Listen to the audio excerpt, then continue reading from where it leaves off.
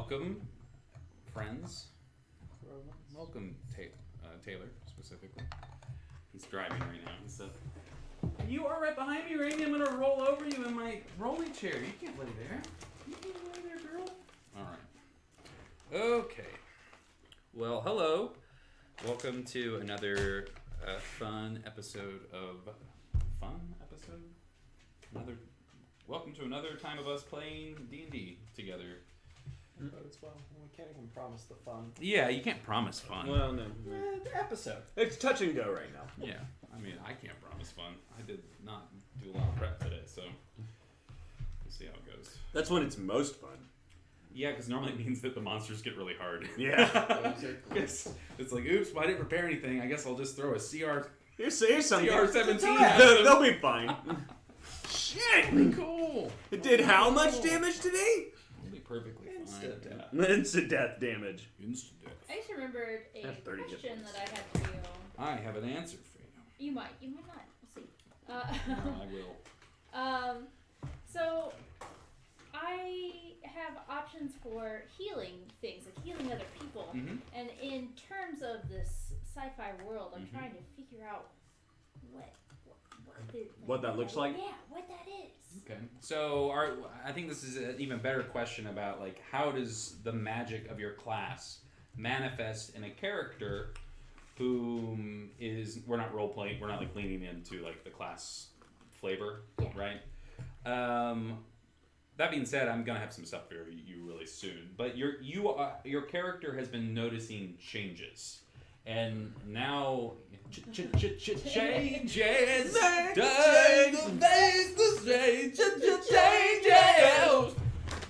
All right. That's it for us. That may change me. Oh my god. Blah blah blah blah. You've been going through changes, and I think at first, in my head, because so much of D&D is like you thinking about it after you've played and being like, I wonder what those I'm all the time like, I wonder what those characters were doing when we weren't doing that thing specifically, off screen. I have a lot of dialogue I in know. my head. Well, just one of the things you and I will just sit around and talk about our fan fiction for our own fan fiction. Bro, we've got some straight up lore. Yeah, we've been we do. doing this for 2 years, man. Yeah, it's pretty nerdy. That's fine. The nature of the thing. Yeah, that's what we're doing. That's the whole point of it. It's pretty nerdy. It's pretty nerdy. Put that on a freaking shirt.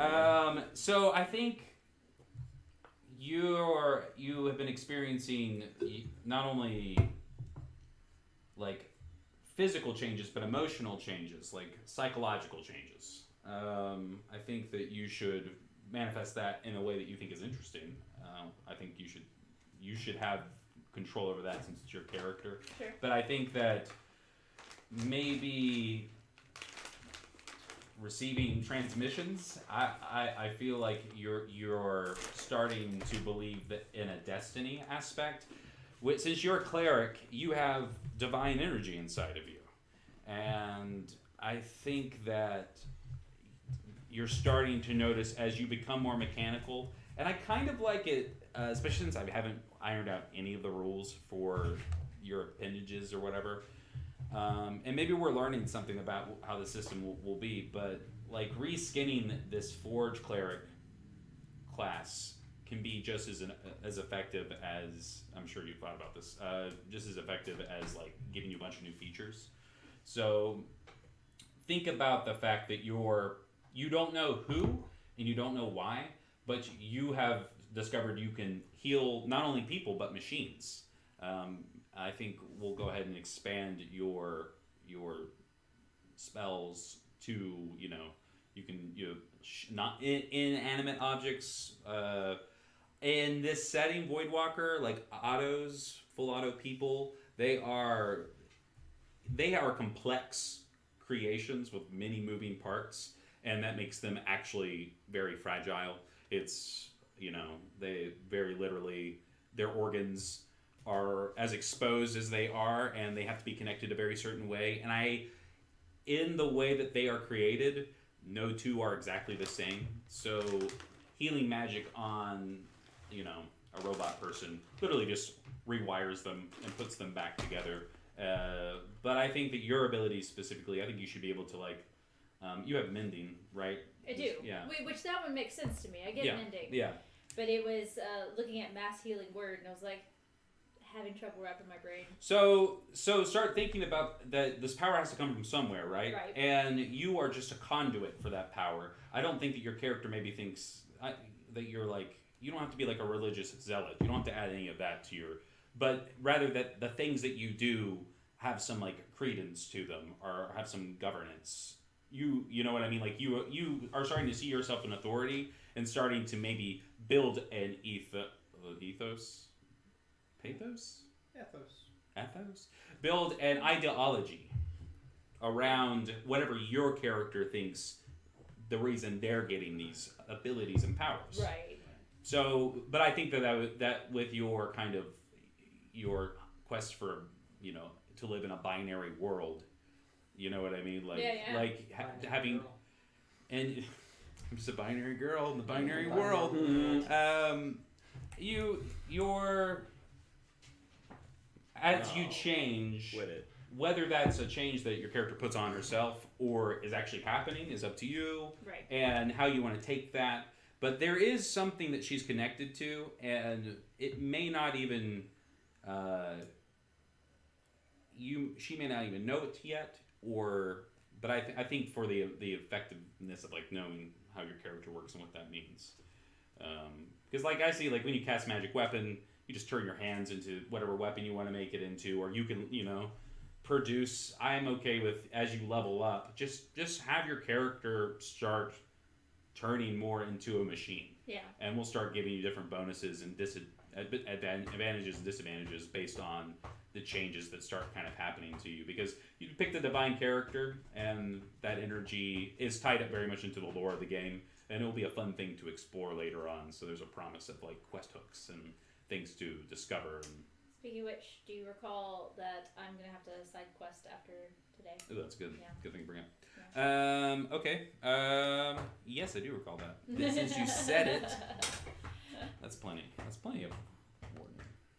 The other thing to think about with healing, I think Voidwalkers are all like biotech, so look at humans like machines. Mm-hmm. You could even roleplay it as it's like painful when you do it to humans. Yeah. Like, we don't really want to be healed by you. Yeah. I mean, that's a great idea. I mean, you go up there and literally you're fusing arteries together and you're healing. Yeah, you can do it any way you want to, as far as how it's. But that I would kind be a way that of thought might about make that. I sense just for didn't know you. if that flavor.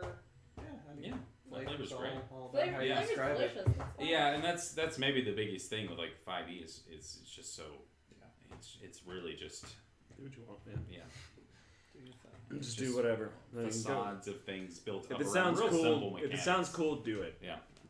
So, okay, let's catch everybody up It'd be as cool if, to like, what your happened arm, last like, week. like opened up all these exhaust ports and was like all this radiant energy Yeah. around it. It was like like this like radiant steam that it like healed. Like a, or like a what are the paddles? What are those called? Yeah, Defibrillator. You defibrillators. could just like sharp. It could That's not. It cool. could not be a Electricity pleasant. would be great, or like The- an EpiPen sort of thing. That'd be Those cool. really queasy feeling medical emergency moments, like that, but with magic. Yeah, I think that's great. However you want to do that is the right way to do that. Mm-hmm.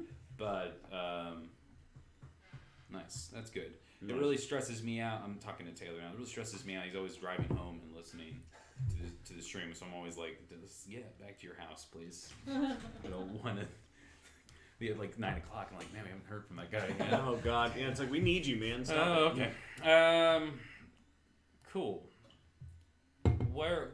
Somebody catch us up. Where are we right now? What's been going on? Yeah, somebody do that. Somebody with a pad of paper and a pencil that they use occasionally.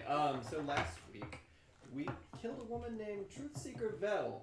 We Yeah. killed the shit out of her. That's You right. did kill the That's shit out of hard. her. That's true. While hijacking 2 void drive capable ships in the hangar bay of Yeah. this mega ship. Mm-hmm. Uh-huh. I'm The really space glad I station, didn't right? die. I could have died. We caught up with our good friends Ducard and Mark 9, and Mark 9 proceeded to die. Yeah, like a little bitch, little robot bitch. Yeah, How did he die? but he got melted by Truthseeker Yeah, Vel. Truth Seeker Val came in. Oh yeah, Nothing left. Yeah. That's She right. tried to melt her, got over that. Tara's also in the car driving home. Good. And So chatting with everyone's- us. So, oh God. Guys, don't text and drive. It's illegal. And Not that we stupid. care. And stupid. Oh yeah, not safe as well, but That's very not mostly. And then we had a scroll that could open a portal between two locations as an option to get out of here. To get out of the hangar, there was also the option of starting the void drive of one of these ships, which would blow a hole in the side of the ship, or whatever else we want to do. Or whatever else you want to do. As the situation progresses, Truthseeker Bell is now dead. What's left of her, I can't remember exactly how she was killed. I feel like it was pretty epic. I feel like... So, Oh yeah, I did Magic Circle. yeah, Cuthbert here. Yeah. I'm Oh so yeah, sorry, yeah. I'm There never is gonna there is a Chester. some sort Damn of it. a weird specter like force that is kind of bouncing around in this space. Yeah. And she's laying on the ground, her head severed from her body.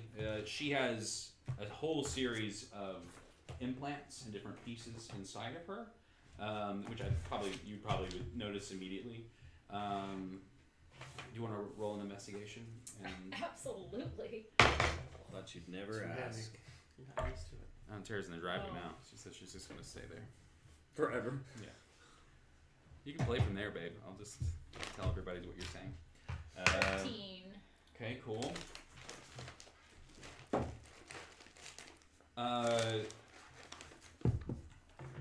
There is in the base of her skull, inserted into her brainstem, is some sort of neurotransmitter that you don't recognize the tech. It doesn't look like any of the eras of tech that you're familiar with, and it makes you think that it's probably prototype or a prototype of some sort, or perhaps some sort of I don't know. You don't know. You'll have to find out more. But what you do recognize the configuration of it, at least enough to know what kind of device it is, and you know that you can probably access a fragment of her memory core and figure out, as part of a clue. You don't really know what you can figure out from that, but there's something there that you can use, and probably at least to figure out where she came from, and maybe exactly who she's communicating with. So. Will it damage it if I just extract the whole dang thing? And pull it right out, Okay. and it just as her brain kind of slides off of it. Yeah. Gotcha, babe. Come on in.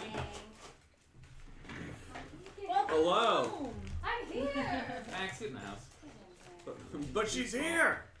That little goofball. I have to tell everyone. I was gonna aim from the driveway. Well, good luck. I rolled for you. Chester dies. You rolled a 4.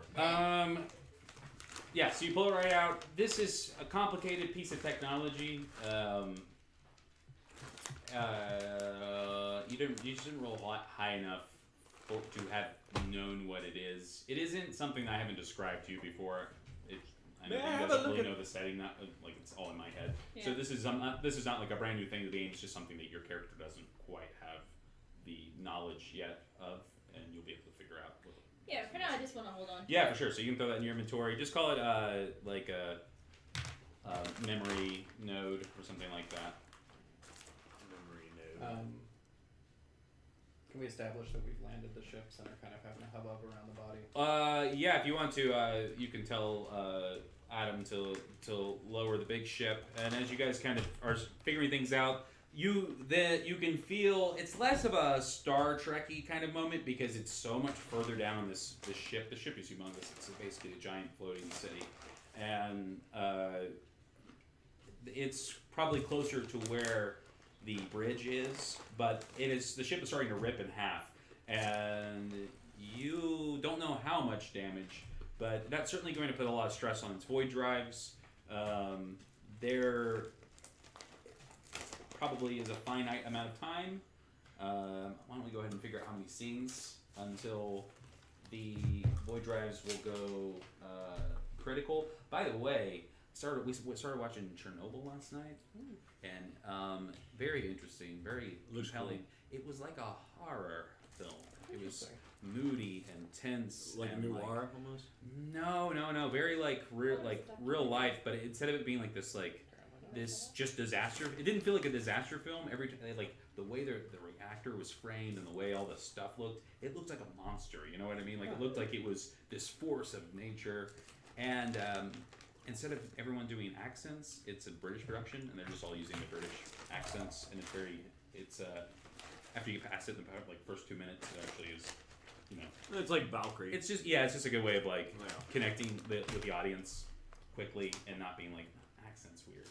I know that person doesn't have that accent, which is what happens to me so often. I like in Valkyrie though, because like at the very beginning of the movie, he's speaking in German and then like fades into transitions. English. I have not and- seen Valkyrie. Really? Yeah, pretty I'm more of a Mission Impossible kind of guy as opposed to a. I don't know. I was just gonna make a Tom Cruise joke, but I couldn't think of another Tom Cruise movie. That's okay. I haven't seen what was that sci-fi movie that he made? Oblivion? Oblivion. I didn't see Oblivion. That's a great Did movie. you like Oblivion? Did It you was- like Oblivion? I didn't see it. Do you like I Oblivion? haven't seen it. I was surprised. I watched it on a whim. It was very entertaining. It's like a 1 out of 4 out for us. It was Yeah, lovely. That's Yeah. a good. Okay, Fan so club. Not here. So War Tom of the Cruise Worlds was walks in. terrible. You guys can kind of be figuring that out. We'll see how many scenes we have left in the metagame. I'm gonna roll a d12, so that's a considerable amount of scenes. Holy fuck. For one, It's one. God damn it. So Adam, as he's landing the ship, is like, he's basically like relaying all this God damn it. exposition babble about how, what's happening and how the reactor's about to go critical, and how that will at least damage the front half of the ship beyond repair. You guys could potentially survive the blast, but it would turn the ship into a derelict, and then people would start dying. And you can see that the orcs and the hobgoblins and the troops, as you guys maybe you're pulling up a map on your scanner, you are hooked into the cameras. You can see that the orcs have started to call a retreat up for their blades. And the orc juggernaut, we cut the camera back to outside. Remember, it's mostly a giant ship with this mass of all these other ships chained and tethered by different means, energy forces and practical means. And literally, as they start to leave the ship, it just extracts them one by one, like this big giant crab monster that's kind of floating through space. That's Like awful. a big space aboleth or something, and just pulling them back one by one. And the other ships are the flying kind of like knives are flying around, still like damaging the ship, and there's a lot of like Star Warsy like Good cues. pew pews. Okay, so can we tap into the communication system? I'm gonna go give you a freebie and say that you are already. Sure. Yeah. Well, then, just kind of a general broadcast. The ship, attention survivors of whatever the ship was called. There are ships in the hangar bay. If you want to live, come on down. Okay, yeah. So you make that That's announcement. fantastic. Ship of whatever the name of the ship is. I love that. We No, just that's, got- that's I- actually in I- character. yeah, No, I yeah, love yeah. that. It doesn't matter. I know. I love it. It's great. It's like God, whatever. I should here. I'll pull up one. I'm gonna pull up the generator on Donjon. Donjon.bin. And I know what class of ship it is. If I go back through my Rolodex, it's a mid-class cruiser, Yeah. but I don't know what its name is, and I don't care. And then our little dark shroud thing is stuck in Chester's prison. Yeah, he's still holding it there. How long? Magic Circle lasts like an hour, right? It lasts Yeah, an hour. Last hot It's like, second. what so should we do with this? I'd like to detect thoughts. on the creature? Go for it. Yeah, so it needs to make a. Well, actually, I just know what its surface thoughts are. Just by casting it. Just by cast, it's a 30-foot range. I'm standing within 30 feet of the thing, and I look at it, and just kind of. What's on your mind? It is screaming. Okay. What languages do you speak? Oh, not a whole lot. Oh no. You know what? I speak a bunch of languages, but I guess I can. Can I use his head. retcon in a smart kind of way that I'm going to take 10 minutes and do A ritual? a ritual to whatever it's called, language one. Comprehend languages? Yeah. Yeah. Well, what you do is you can just like get it going, and it's like it's screaming something, but you're like, I don't know what this language is. He's like, I need a minute. So you start putting in all the codes you need to cast the ritual version of that. I imagine your ritual casting is a lot of like. Yeah, that's essentially just it's Rolodexing. Yeah, to so get yeah, to the right he's information. he's going through, yeah, and it literally is, and you can hear it kind of like translating through different languages, and we'll come back to you, and I'll give you a reveal in a second. Cool. While he's doing this in this 10 minutes, what are you guys doing? I want to activate my true sight on Okay. my goggles and look at the creature. Does it change its It form? does not change its form. So that's its final. That's its final Okay. form. Yeah. I just want. That's. I You just haven't want to even make. reached its final form. I want to make sure. You know. No, that's fine. Yeah. That's good. Other than that, Chester's going to be like, "What are we going to do? The ship's going to explode. We have to leave. How are we going to get out of this room?" And while I'm beep blooping, Chester, you could see if Adam could hack into the larger ship The what? and get that started. Oh, And okay. That way, if anyone actually does survive, they'll have a way off. Oh, But right. the larger? Yeah, Which ship? there is a large size like frigate that is in the center of But this. why do we care about the large one? I thought we were taking the medium. Well, he's trying For to the- prepare a for the lifeboat people. for all the people. The Um, meat bags. The meat bags 10. So exhausting. And what you see is that a lot of the security autos start coming in, and people are making their way in there. It's actually it's not so much having to like facilitate an exit strategy for these people. There are even other adventurers you can see on board. People are getting into ships. There's just nowhere for them to go, so they're all starting to get parked. People are starting to there are small pockets of them. By the time you're done casting this, people will already kind of be rioting and trying to steal like ships and stuff, and there will be people like running through the camp. So Adam jumps inside the ship, the big ship that you guys have. Yeah. Have you put the smaller ship inside of it? Yeah, we put the smaller ship. Sure. inside. Okay, yeah. So Ducard has been helping, and he puts it up, and he goes ahead. He gets it in the air at least. Oh so yeah, that, that's so right. that you This guy guys can get us out of here, but he will die. No. Right? Okay. Yes, and that's the other thing he says. He's going to come up with you, and he's going to say, "I still have the arcane gateway." He says, "If and as he says that, we'll cut back. Did you want to do something?" There is a hatch of some sort. Yes, we just can't get it open. The way the ship is structured, it has different cargo layers that look like giant swaths of the ship are literally cut out of it, and they're like smaller platform ships that load on planet or at site and take it to the ship out. It's already docked in deep space. Okay. So it's about a half a day's drive on these platforms, and that's when they do most of the checking in and like putting the luggage up before you get to the bigger ship. So what has happened in the last episode is you guys managed to get it slided open, but the damage from the exterior of the ship has basically pincered this whole floating platform into the ship. Right. So there's no hacking or anything. Well, there's no hacking necessarily, but maybe Maybe we could destroy the couplers holding us against the ship. some well placed destruct. You could probably an explosion in the right place could probably help you. Does my or- true sight help me with? If I would say I wanted to search for that, How far is the true sight? It's only like 10 feet, right? it's 120 feet. No, I'm kidding. That's not. 2 miles! It is. It does. Actually, I don't have a. Is it one of the things I gave you? Yeah, I don't have a distance on there. 0 feet. True Right. sight. You've got 12 inches. I'm not sure. Oh yeah, you turn it on. Well, it has a time limit. Yeah, it's a minute. Let's just keep it. It's as far as your fucking eyes can see. That's fine. It's for 1 minute. It won't even last to the end of this thing. So I'll let you make a handful of. I'll make 3 checks with your true sight Cool. before his ritual's over. You can make an investigation if you want to start looking around. There is no hatch, but where could I make one? Or how can I get this thing moving? Because I've also got moon boots, so if I can get myself outside, I could do something. There with those is things. a service you can see without having to look, following just so many exit signs. You guys are fairly close to the back side of this, which is one of the reasons you are not overwhelmed with people quite yet. And there is an access tunnel that is meant for exactly that, for going out into the outer of the ship, so you can literally run outside if you want to. Yeah. I will run outside because I want to. You have a way to breathe in space? I do. Where did that go? You have a life preserver, We don't do you? have a life preserver. We got one of them, and Is- we've is- got the is other that- Yeah. space breather You thing. had one, and yeah. Is there a limit to It's that? 15 minutes, right? That was the old specs on it. I have them. They're probably still legit. Let's go look.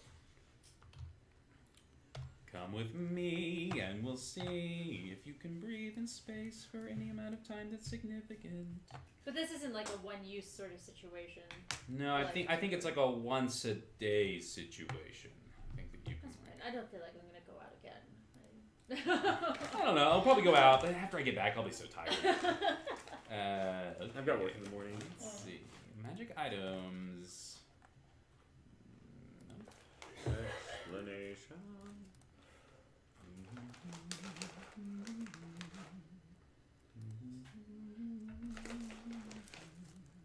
I don't know what I'm gonna do when I get out there. I guess I'll You're just... gonna look around. It's gonna look really Investigate. cool. No, I like your moxie. It has enough for 8 hours. So the way it works is that these are one-time use, Oh. but they have enough. You basically knock them off in hour-long chunks. So if you use it, or well, you can even do half-hour-long chunks, but you can basically say that I have 8 charges, and every hour it consumes one. Once it no longer has air, the pressurization magic still works, but you start to suffocate. So it doesn't like stop working. Your head doesn't like explode immediately once it's off, but it just runs out. You can't produce any more air for you. And then once it's dead, you just have to buy a new one. These are There's no refilling. everything that isn't a magic, like a old school magic item in Voidwalker. You're gonna find is like other than the guns, because I wanted to make the guns plentiful and fun to use and not a pain in the ass to use. The recasters, but even like the slug throwers, they all break. Everything's like consumables, and that's how. Sure. Dystopia. It's corporate dystopia. Yeah, nothing lasts forever, baby. Gotta buy a new one. You gotta buy a new one, and Mythcore will sell it to you through one of its fine subsidiary That makes dynasties. Fuck That's that. worth it. I'll go out. Tara is gonna start making some music soon, and one of the things we've been talking about is specifically making like sound bites that are commercials, like Nice. in-roll commercials. Yeah. So we'll have Or we'll like have to come Sound and like cues kind of thing, like if you I wanna do that. I buy wanna things play. from a That sounds vending cool. machine, the vending Yeah. machines make this sound, or like yeah. Cool. Yeah, I want to play. I want to. I think that would be I really would fun. I would- What we want to do is eventually want to have it so that when we have around the Twitch pages, like a Spotify playlist that will have all these like ambient sounds, so that you can just play them while you're watching. I think a lot of other channels do that. I don't know. I don't do Or any whenever they research. play Chester's amped. their stuff, Just let it be known. or whenever anybody else plays a sci-fi game, Mhm. obviously. Okay. Well, welcome to the game, Lucy Fane. Happy to be here. Should I might say need Lucy just a minute. Fern? No, Bum, bum, bum. you should call me by my name. Okay. Whoa, dude. You're Never level seen 6 that movie now, either. right? We're all level 6. We are. Are we? Yeah. That's Oh. what happened at the last. Take a note. You're level 5, Chester. This is the least amount of prep I have to do because There's always a second DM she's at a my gun tables. monk. It's you here. It's Jimmy on the other nights. Jimmy's always trying to steal hero points from me and like give them. You guys are the opposite Just gives in them out. you're antagonizing the rest of the crew, but I love it. It's the best thing. Okay, so just to catch you up, Tara, how much have you been listening? Do you know what's going on? Need a quick recap? I need a quick recap. Okay. Ship about to splodey. Oh, You no. guys Yes. have one scene we rolled. So this Bad is roll, this huh? is it. You guys have to get off this ship. You don't have any chance to explore it. Sorry about that. There'll be plenty of other starports in the sky to go to, but not this one. Wait, where's Adam? He's flying. So Sorry. one scene till Doom. Adam is currently in the larger ship that you found. That's not housing the smaller ship that you've stolen. That's the other thing too, is that you guys kind of have to get out here before the owners of these ships show up. You are Oh, kind of condemning whoever has these ships to die, but whatever. Let's That's get not out of your there. problem, I guess. They probably are already dead, right? Right. If you don't think about Well, it, they're not here, it's so Yeah, they're not almost here. like if they're not here now, they don't have any other That's time to true. get here. So That's true. You guys are. Adam's in the ship, and he's got it up in the air so that the mob that's starting to come into the hangar bay where you are, because he just broadcasts everyone that they've got the ships unlocked and powered, which is a big deal. People are, a small portion of the ship. It's not honestly as many people because, like I said, there's been a lot of damage. There's been a lot of death. This is not to mention, to put it in context for your characters, you might have been through some bad times, but this is that to the 10th. Like, this is a tragedy. Yeah, what's man. happening right now, and you have discovered that MythCore representatives are somehow mixed up in all of it, and that some basic protections that these people should have had just were taken away. And not only that, but it looks like these orcs are working for the company, the corpus. So this is all shitty. So Well, this is It's just pretty- bad all around. and you guys are he's investigating currently the spirit or force that came out of the cleric that you guys killed last session, Oathkeeper Vel, Truthseeker. Truthseeker. Truthseeker Vel, because he made a magic circle last time, so it's kind of trapped there. And we'll go ahead and we'll cut back to his thing, and then we'll meet you outside, and we'll resolve all the other things. But the word he's saying is Voidwalker, and but the way the language works is it's kind of layered, and you're also getting the context for find, capture, kill. Find, capture, kill. Find, capture, kill. And then you are also the words for magic book. Riddle. So Okay. the truth seeker was clearly looking for these things. And what you're roll me an Arcana. We'll roll with advantage because you've spent some time studying this thing. Okay. Chester, do you want to get on this Arcana roll? Yeah, I'm in. So yeah, you guys put your heads together and we'll see if we can't get a little like 29. Well done. cool. Sweet. 15. 15. That's fine. It's you can tell that this is some sort of fell spirit, something that like in the old times would have been referred to as like a demon, Right. but that's not really a thing that to your knowledge. Right. You know what I mean? But it is some sort of other planar figure. You're getting a reading off of it that is not of this realm, which is that breaks the logic of the void. Okay. And you know that this spirit was encapsulated in that crystal shard, and that it was being used as a power source for the truth seeker to be able to see the things that it desired.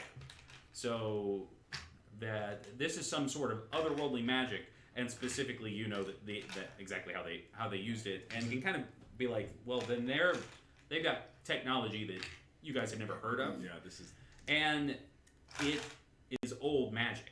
Like this is old magic. This is like, Yeah. and it makes sense that why they would want that book so much if it's as important as it. Remember, it's a key. Right. It's a codex and Sure, a yeah, key yeah. to.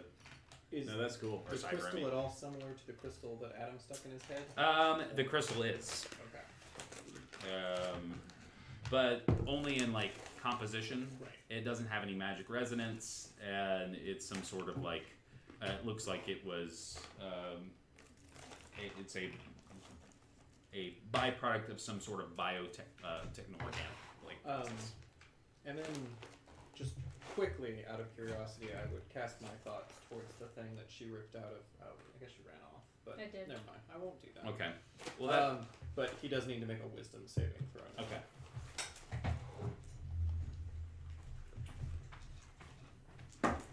Bye. Even with its resistance, it fails. Okay. So I gain insight into its reasoning, its emotional state, and something that looms large in its line, something that it worries, loves, hates, blah blah blah. You get a very distinct feeling. This is not a creature so much as is an aspect of a creature or a fragmentation of some sort of. It doesn't have its own singular entity. It's some sort of part of a more complex hive mind. Okay. So it's not. It's very alien to you. I know this magic. This is strange. I must know more in these. What's your AC? Always a good question. 12. You sense a blaster bolt right through your shoulder.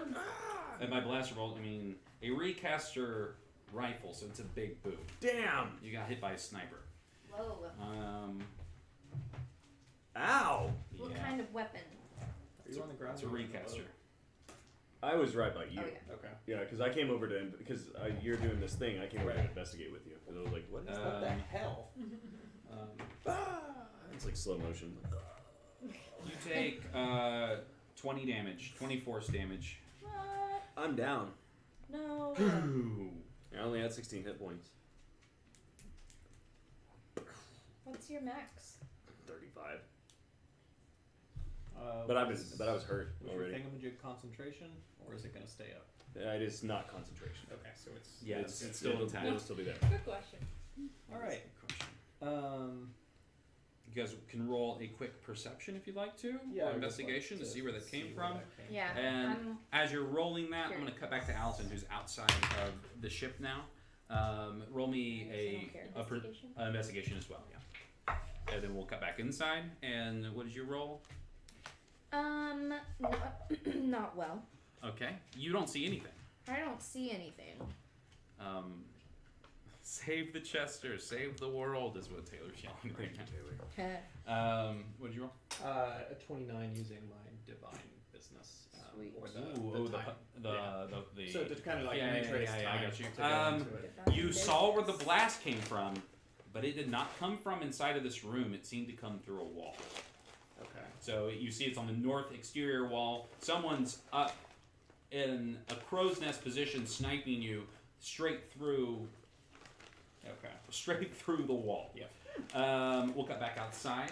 Non-nat 20. Non-nat 20. Ooh. Perfect. Yeah, you see what the problem is. There is a orc knife. Remember, those are the little 1 to 2 pilot, like fighter, like X-wing or TIE fighter style little ships, and it has wedged itself directly into the locking door mechanism that like basically clamps on the back. It releases, and then the thing slides out. This thing has been kind of like deftly plunged. The orcs are really good, and the hobgoblins too, really good at using their ships as weapons very effectively. True to their names, and it's got this jammed up real bad. So you can go run over there and investigate the ship. But first, we're going to cut back inside. What do you guys want to do? I'm going to try to pull Chester behind something. Cool. And as you do, you pull up and you see the ship above you. The circular hatch door opens, and you see Ducard's frame, and underneath you, a Tinser's floating disc is forming beneath you, and he's just waiting on you on the go from you to pull you up into the ship. Let me double check. And you're able to climb behind you have a half cover right now. Okay. There's some debris. Yeah, I guess I'm going to pull Chester onto that with me. Okay. There's room for 2, right? Yeah, I think it looked like I've got it right 500 here. pounds. something. It's. Yeah, it's I'm gonna roll. It 500 definitely can lift the pounds. both of you. Okay, cool. And I will pull Chester on there, however long that takes, because I'm not the strongest dude in the world. But Cool. It's you're just pulling him. It's not too far, and you kind of like you were taken off guard because you're kind of protected. There's other ships around you, and somehow this thing was able to snipe you through ships. The blast you could retrace with your scan, Right. and you could see the trajectory of it, and it went through 2 vehicles, and then a barrier, and then through a wall. really need to get these marks off of us. Jesus Christ. You just hear Oh, good, you're alive. right when you say that, on the other side of where the big ship is, you hear an explosion, and the bridge of the freighter has a big gaping hole in it. And roll a perception. Do I need to make a save? Yeah, go ahead and make me a save. Not that I'm like eager to die. But No, yeah, go ahead and make a save. We'll go ahead and put it back outside. You're up at the Ooh. ship. How do you want to? Ooh. I rolled a 15 investigation. Specifically, what I'm trying to see if there's a way to access its mechanics from the outside. Sure. Yeah. 15. You go around the side, and you can kind of see the ships. What they do is they literally they don't know how to make things, but they're real good at like rigging things. So this is like these ships are normally made of 2 or 3 different types of ships, or at least 2 or 3 different individual ships, kind of hodgepodge together.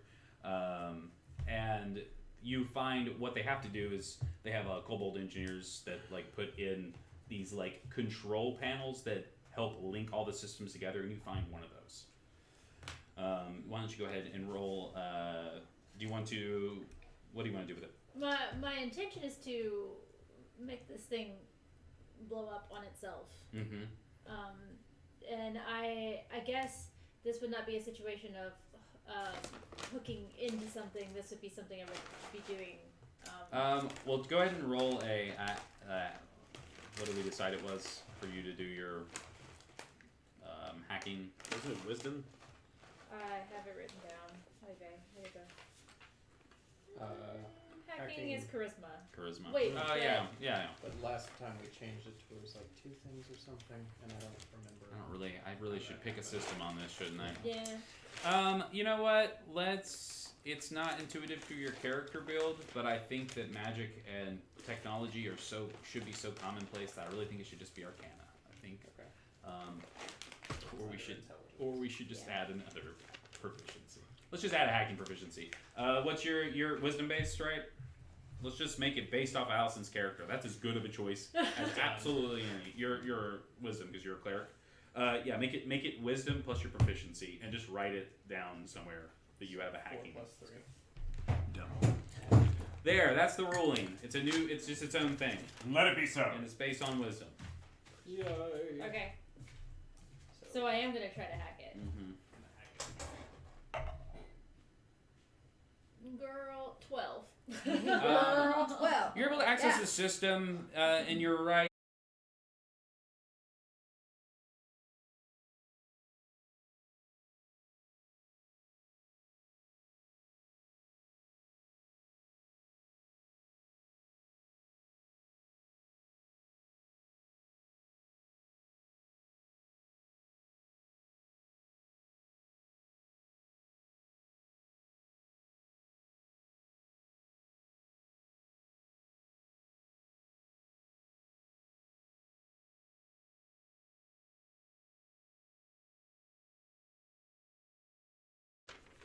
And he has a cool. He's got a cool style. This guy.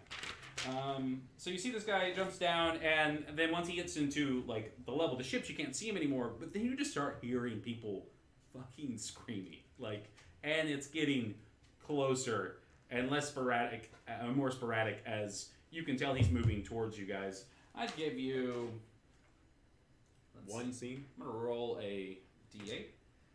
I'm gonna give you 6 rounds before Oh, he's on shit. top of your ass.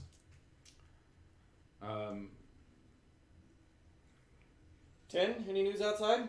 All right, cool. So we'll cut back outside to 10, and I have a 14 for this hack. all right, cool. How long do you want to set the fuse? You can set it up to 14. Let's just let the d20 decide. Roll a d20. We'll see how many rounds. 13. All right, you have 13 rounds. All right. What am I spending right now? So I guess back in the ship, if you're done outside. I'm good. Yeah, so she starts doubling back inside, knowing that she didn't get too much time. But it's honestly, you just have to get away from it. So it's not like it's just going to unlatch. It was mostly just dangerous if you rolled a 1.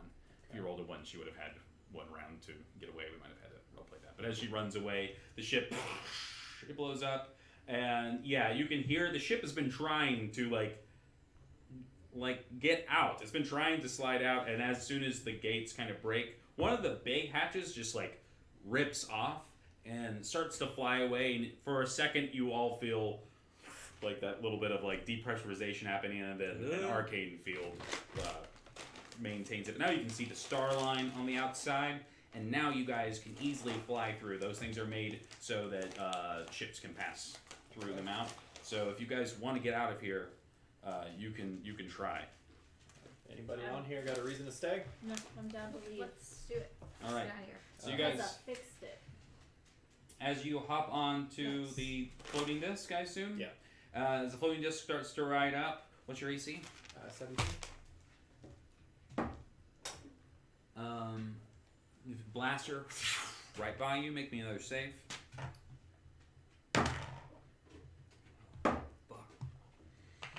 Okay. Can I do anything to be trying to stabilize him? Man. Yeah, I can't You can feel roll you, like, at all. roll a stabilize. You could do a roll a medicine medicine check, please. Can I roll a medicine check? Yeah. I don't have any other way. Are you with us? Yeah. Yeah, Like she's with us specifically? I I'm just trying to assumed do- I yeah, was she having- hops on Like, the disc. shit, It can okay, carry all so three now of you. I'm At 20. Not at 20. Yeah, he's I already wouldn't be with her. he's already got his wound and has put a seal on it. So Cool. so you're stabilized again. And just as he stabilizes you, you get hit with a blast and you are you are dying again. So if you want to roll a stabilize on him, you Can can. I cast shield? In response to that You one? can. What will it make? It would have added 5 to his to my AC, but it's, Well, he's shooting again. Okay, Yeah. cool. Do Never I, mind then. do I need to make another save since he shot me? Yes. So now you're dying again. So please make me. It's a fresh set of saves. Oh, okay, I was like, so they got you back "Ugh." up, and now it's a fresh set of saves. Ugh. Yeah. Oh, This is no. this is. I So go rolled ahead. a 13 medicine. You rolled a 13 medicine. You're stabilized. Oh, So it's just fuck. like she grabs a big wad of like Really? netting that's right there, and she just like jams it into your throat. It's just fucking It's like you're like shooting bleeding. me. Adam's on the radio. Not Like, how the table everything going okay out there, self friends. I'm ready to leave. I'm not awake. Did the disc stay with the ship I at say this that. point? No. Now I'm the ship, I saving think the your disc has I think we're pushing How the did right this speed of the happen? disc as written a little Well, bit as it this- is. But I like the idea of Midcore's it done being some pretty slightly fucking faster. Yeah, It's just funny. I love What's your AC? Chill rank. Come here. What's your AC Sorry, over I here, gotta Lucy? Sorry, bro. No, it's okay. 17. Stay outside. Come here. I got Chill. it already. Oh, did you? We're Okay. buddies. I don't Get mind back being like, outside. It's gonna be a lot Go away. better. Oh, good. She's. Yeah, you can roll that you're not Anxious. quite inside yet. That's fine. I don't mind. If you I want love to. I love her It's so up to you. very She's a much. Got that lucky crazy dog. ninja She is thing my between us. buddy. It's too much. God damn. All right, you take 12 damage. Force damage. Once again, the shots are you can't tell where they're coming from, and as you look up, the doorway on one of the higher catwalks opens, and out of it walks Another guy who can murder the shit out of us. Oh. this badass sniper. Rainy. Badass sniper. Oh my god. Yeah, she is. Just for reference, these would have been Andy and Taylor's characters, but now instead Now they they're work for the murdering bad us. guys. Nice. Oh, how funny. Tables have turned. Okay. So she kind of walks out, and then she is going to make a stealth. She does a nat 20. So Oh, as soon as man. she's out, you see her with her. She has a sniper recaster, and that's certainly the reason why she can shoot through walls. It's not uncommon. Recasters are not super common. They are common enough, but they are still kind of special, and every one of them has its own unique personality Right. and Because style. they're like and issued in- specifically to an individual. they are made from the automators themselves, and they are kind of a corruption of some of the more amazing things that the automators' magic can produce, and they're kind of like the automated people, like the full autos, in that sense that they're a product of magic and technology. They're impossible to manufacture by hand, though. You can't, like, no one could open a business and like get the plans to make a recaster. They can only be born inside of an automator. Whereas some things were created by automators, and then other people figured out ways to build them. And that's a lot of how the corporations work. So that the automators aren't actually making all this stuff; they're making the prototypes for things, Okay. and then those arcanists, those scientists, are breaking it down and then reselling it, using some of the weaker automators as bigger factories, because they're basically, I mean, in the meta, since you guys are learning about the setting, they're basically a race. They're just like space titans. Space Titan! Yeah, Space Titan. Oh yeah, Best I ever had! the best I ever I God, want that it's commercial somewhere. so bad. It's somewhere. Maybe it's a Lumberton commercial. Do you remember that commercial? And like some, and I can't remember what it was for, but at the end, the person just sings. The guy just like riffs into the air. Best I ever had. Like a That sounds vaguely familiar. I think it might like a be. couch furniture commercial or something. No, I. What am I thinking It's of? probably like an insurance commercial or something. Something. Okay. Yeah, maybe. Taylor, do you know what I'm talking about? Please. Willis? Do you know about the Do thing you that know? I'm speaking about, Williams? Williams? Vaguely, no one knows what I'm talking about. It's a Mandela effect thing. It's not real. Okay, Hard enough. so you're still outside. You guys are now up inside the ship. Up inside the Up ship. inside the ship, and you're stable, right? Yeah. Yeah. Yeah. Yeah. Roll me a d4. Let's see how long you unconscious. Couldn't remember where we left off. 4. 4 4 hours. hours. Okay. Let's see. Cool. Adam says that the ship is real bare bones, but it does have a real rudimentary med bay. And Cool. he basically can light up lights that you guys can follow into the med bay. Okay. I'm going to head towards the cockpit. Sure. Yeah, what do you want to do? You're outside. So, Yeah. 10, if you jump into space, if you turn off your boots, we can pick you up on the way out without having to deal with these, whatever the hell they are that are shooting us. Okay. Look, we'll find you. Yeah, and as she's saying that, there are like orc knives like flying. I mean, they're far away, but it feels close because you're outside on the ship. And You're being real emotional right now. they don't notice you, so they just keep flying by. But yeah, it's like, okay. I still have opinions, okay. It's a plan. I didn't say it's You a good run up one. to the cockpit, and Lucy takes you to medbay, Chester. As soon as you get to medbay, it automatically stabilizes. There's just like a static stabilization field. So if you can drag someone to a medbay while it's functioning, they don't have to make death saves. Cool. While they're inside. Guys, I had 2 fails. Yeah. It was be close. I could cure his wounds if you wanted me to. I mean, You're outside. okay. We don't You need can when you get inside. Don't tell me that. Yeah, and you can be like Chester's down and Lucy's yelling, I assume, and I'll assume for her.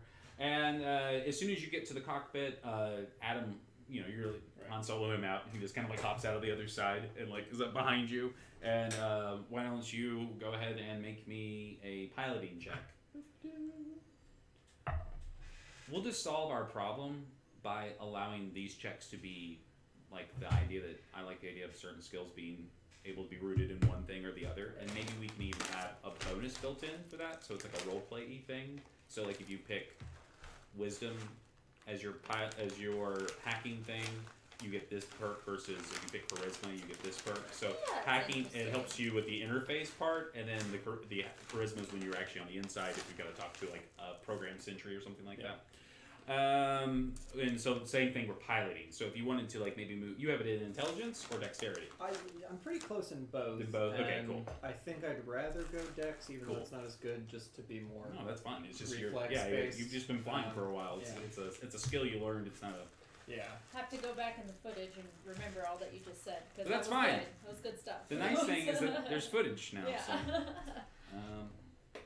And I'm gonna portent us out of here. with Cool. That.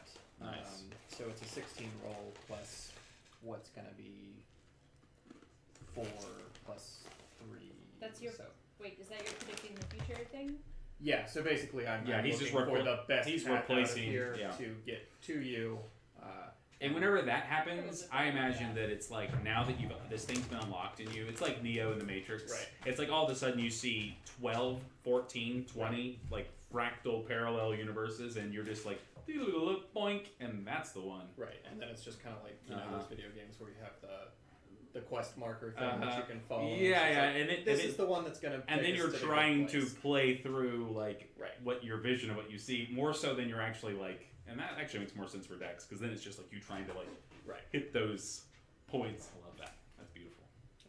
So yeah, that's what we're gonna do. I And like that's your a point. I like it so much. 20-something party to get out of here. Yeah, To yeah. be more You precise. and this is literally just like getting out of the hangar, and I'm gonna roll that nice high fly check. Kind of gets you out and away in the angle that is like kind of away from where all the stuff is. Remember, I described that it was all on kind of one side of the ship, and you can kind of use the ship itself to mask your exiting at Right. first, and that's kind of how you guys pull the ship around. But as they pull the ship around, I need you to make a dexterity check as you disengage the boots and leap across. But he's got such a high one, so why don't you roll with advantage? Because he's already. I mean, you rolled what did you say, 20 something? It was 7 plus 6, so Yeah, that's it was- gonna be 23. yeah, it was very nice. What is this dexterity? This is just a straight. You Straight get roll. athletics if you have it, athletics. I've got fantastic dude. athletics. Yeah, use athletics and roll with advantage. I'm glad it was with advantage. 8, 9, 10, 11, 14. So you launch yourself very deftly. You're like you're becoming more machine-like, even in the places where you don't have like appendages replaced yet. You just can feel that like inner strength, and she jumps, but she just like you're all brute force. I feel like you've yet to like refine this, the tool that you are. So she just launches herself into space, and you're like, what the fuck? And you spin the thing, and basically Ducard's in the bay, and he hits the button, and she's just like thrust inside. And make me a dex save as you kind of launch into the hangar bay. 7. Okay. Perfect. That seems Yeah, odd. no, this seems perfect. Yeah. You take 7 damage as you crash into the newly acquired ship. This isn't a huge ship, so this hangar bay is kind of full right now, and you just slam into it, and it slides because you're more machine now than man. That was a Star Trek reference. Thank you. You're welcome. So you land, but you're fine. You just get up, and there's no like internal bleeding or anything like that, and you can make your way to the med bay if you want to, or to the engineering bay, wherever you think you'd be most helpful. I mean, he is down, and you are a cleric with healing, so that I don't know. Yeah. It's up to you. But we'll go back up to the front, and you guys are basically out in the clear. And what's your plan now? To run, to fight, to try to evacuate people. So if we were to power off and things would still be able to find us easily. The ships, because of the way they're built, all have a residual like magical signature, so they always will maintain like the life support field, and those things are like passively generated. Failsafes built by the Megadwarfs a long time ago. And we've got big tracking beams on us all the time. But you don't have. By the way, let's go back retcon real quick. We do anything with the spirit in the bottle? We left it there. Left it there? Yeah. Okay, cool. People got shot. That's fine. So it lasts for an hour, so it's still where it is. You rolled a little high when you guys were interacting with that thing, so you're going to know that it still will be able to see you wherever you go. But you've got an hour to put some time between it. Whatever see you means, that's a very vague kind of magic-y thing. That he had the real high roll on it. So every time you explain something in magic, it's very technical, Right. and we can get some and you get broader strokes and a little more vagary, but you probably he'll end up knowing more like lore knowledge. You know what I mean? Oh, sure. Yeah. So I love the idea of a team of scientists running around. So the understanding is that was what's powering the tracking things that are on us. That is yes. Okay. Yeah. Cool.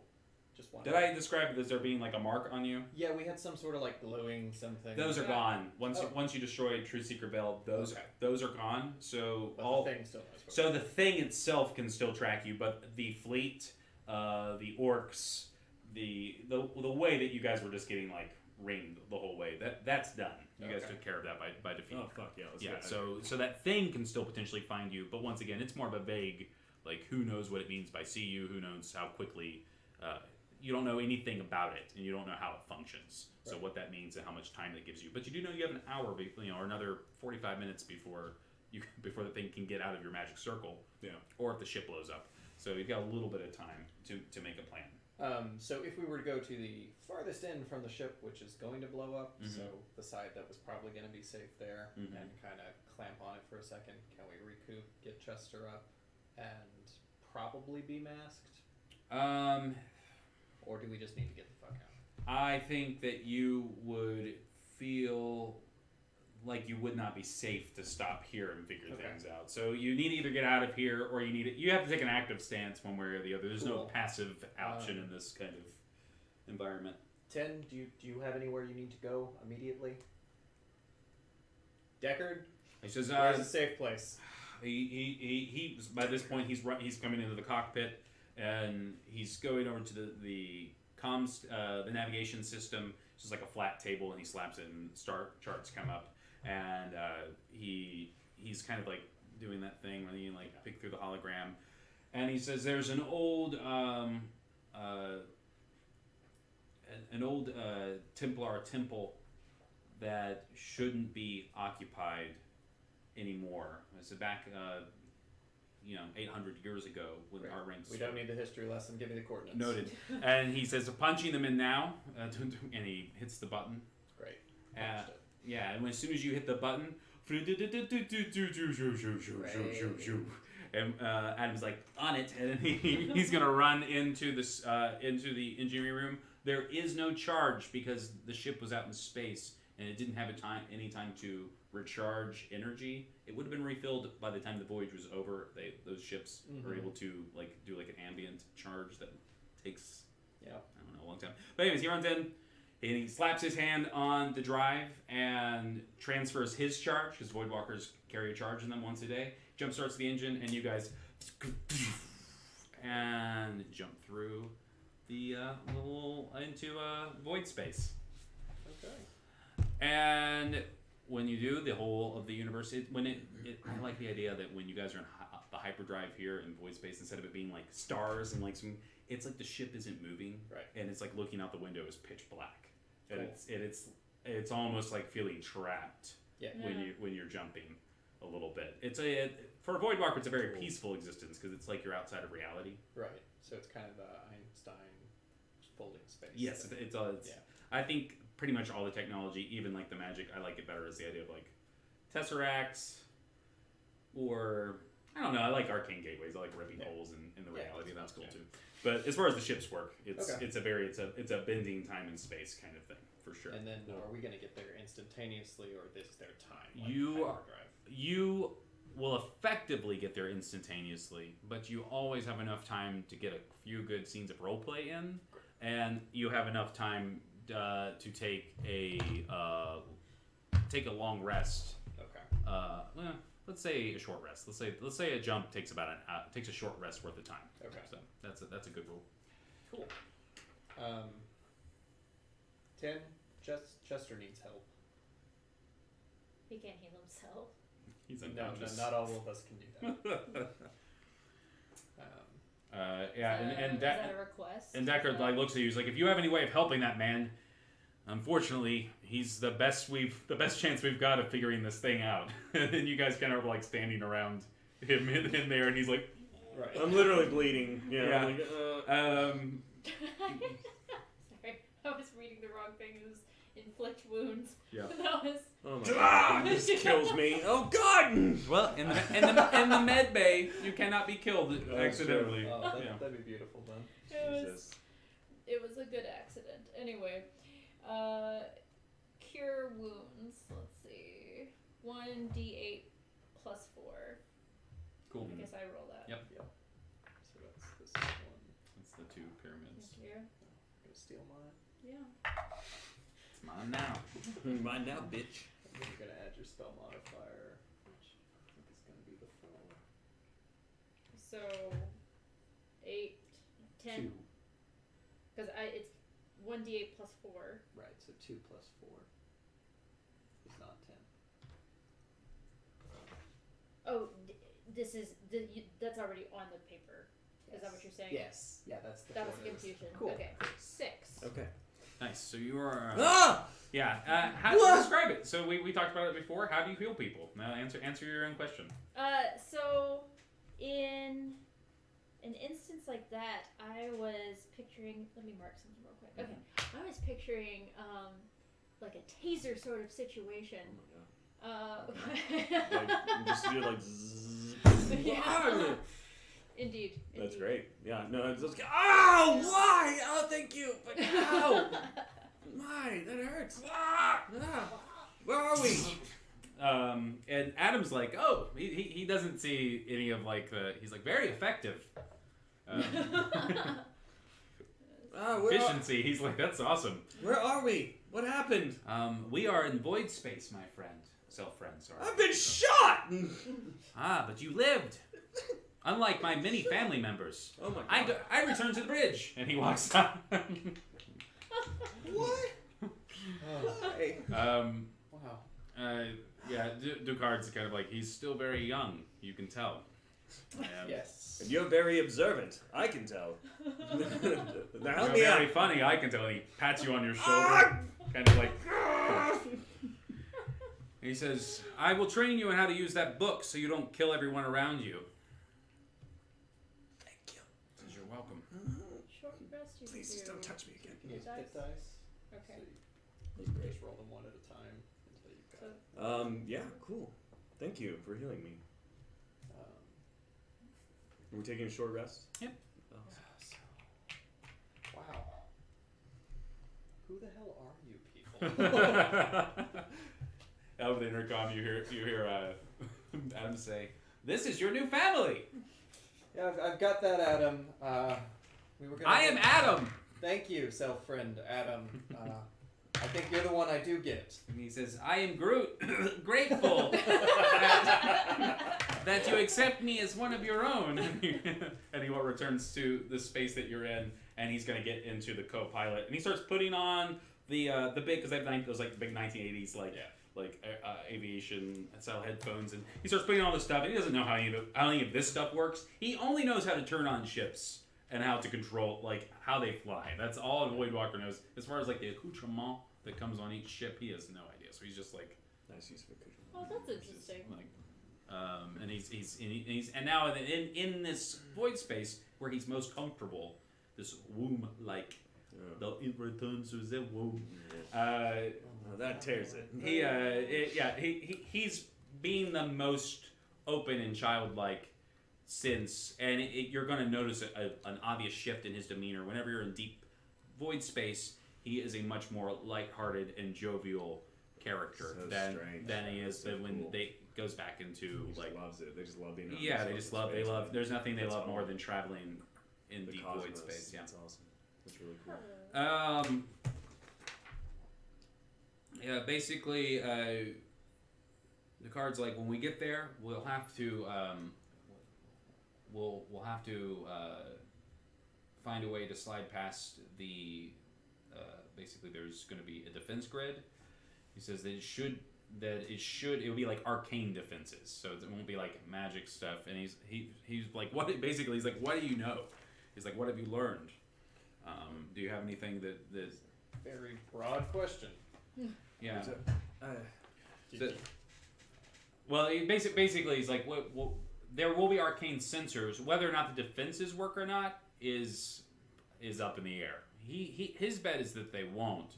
But if you had any like divination magic that could help prevent detection or scrying or alignments, he says any of the arcane arts that you know might be able to help our chances of sliding in undetected. Out of character, I know none of that happens until later levels. What do you get at later levels? There's things that specifically block all divination magic and all that kind of, but that's way down. At what level though? The one I remember is a level 8 spell, Okay. and I know there's Oh, it's a something level 8 prior spell. to that. Yeah. but The card is going to walk over to you, and knowing that you have the the foresight like he does. That and remember that he has it cast on himself, so Right. he's seeing the best possible options as well. Right. He's kind of living in that space, the potent space, and we won't call it that, but that's basically where he exists whenever you cast Yeah. that spell. And he's gonna come up to you. I'm gonna write something down for me. Kiss me on the mouth. Right on the mouth. He's going to say that basically he more or less that like you've bought him extra time, that he knew that he was supposed to die today. Oh. Oh my god. Yeah. Well, he was supposed to use the arcane gate. He was supposed to open it up and supposed to use that, and you were supposed to go through. He saw his death in his foresight. So there's something in you that is even beyond his comprehension of this kind of magic. Interesting. And he is a Templar, and they believe in fucking prophecies and mumbo jumbo and all sorts of bullshit. So just like Qui-Gon Jinn, this guy's just got a lot of confidence in you guys, having only just met you, because he's a little overconfident in his own, his own reading of these events. Does he make me take a blood test? No, because nothing can be determined from your blood in this system. Thank God. Oh God! Forever infusing the entire generation of nerds into thinking that Skywalker blood is so important. Oh, I'm sorry. No, I'm very excited about Rise of Skywalker now. It's gonna be good. I know I'm gonna cry during it. I love everything, but I'm the most. I'm the You most are a pander major to. Star Wars apologist. I'm just a major like fanboy of things, and I'm easy to pander to, and I love fan service. I'm exactly the target audience. I admire that about you because I'm such a fucking naysayer of everything. I'm like, this, It just means that I'm okay with sacrificing quality for a sense of nostalgia and belonging. It's the spirit of our times. Yeah. So, in good company. Okay, so he walks over to you and is going to pull out. Remember, he has a series of books of smaller spell books, so that they can be broken up like code. And he's like, come and sit with me. And he like, you guys sit down on one of those round couches that have like maybe the little hologram chess tables at. Perfect. And he starts laying out the pages, tearing them out, and laying them down, and arranging them, and finally, with a little bit of a flair of mending and prestidigitation at one time, he reunites them into one page, and you can see it's this beautifully illustrated scroll that belongs in some a book complementary to yours. Yeah. It's not from your book, but it is an ancient magic tome. That he has broken down into these, like, hidden, basically, on himself. It makes them look like little mundane journals. And he starts going through the magics. And as he starts doing this, everyone can tell he's doing magic. It just depends on how close to this type of magic, how much you can see it. Mm-hmm. So if anyone's doing, like, robot divination magic, you're going to be able to see that more clearly than they are. And I kind of like that flavor. You see him going through and the scroll illuminating as magic starts to fill up the space, and he starts taking out components and just going through an entire ritual. He takes your hand and has you roll up your sleeve and lay your hand across the table, and he takes out a small ceremonial knife, and then he literally cuts his arm and then cuts your arm and then lays your hand on top, and then takes a cloth and binds them together, and he starts going through this spell, and it's going to take him about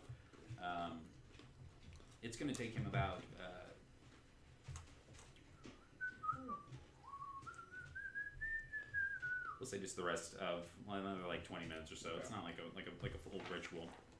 And after he does,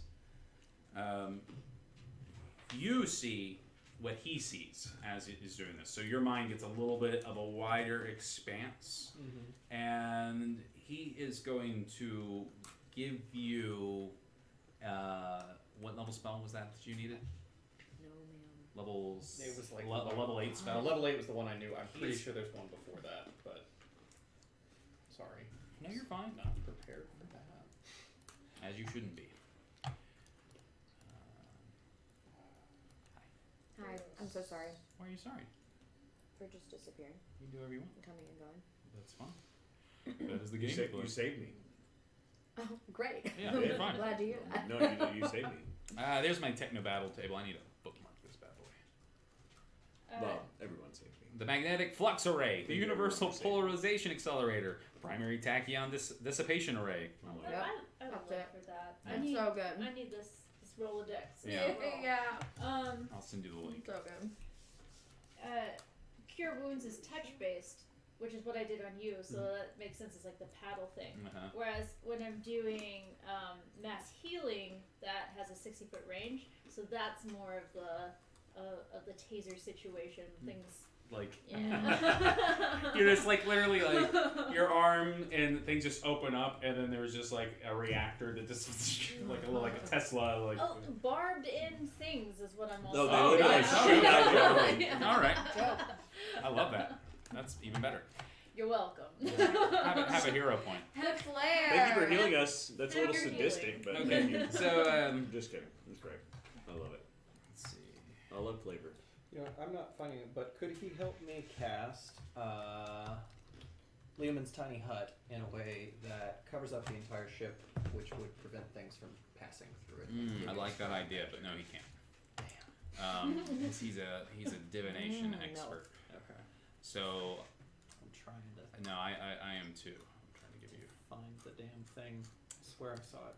We'll just go to my donjon.bed. I'm What? gonna spell this. Oh my god. I love saying it. What is the greatest snack? School divination, not So enchantment. is popcorn.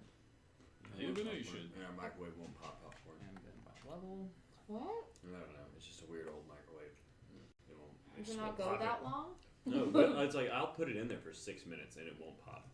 It'll cook other foods, doesn't get but it that will hot. not. It won't do like microwave popcorn. That's weird. I guess I could go get a Jiffy Pop, but Okay, I'll tell you Maybe what I'm just gonna do need an instead. update. I actually have a better Extremely idea. lazy. So, instead and of irresponsible. he's like basically responding to you Actually, that guys would be not possible. being like he believes in you, but you're not prepared. Right.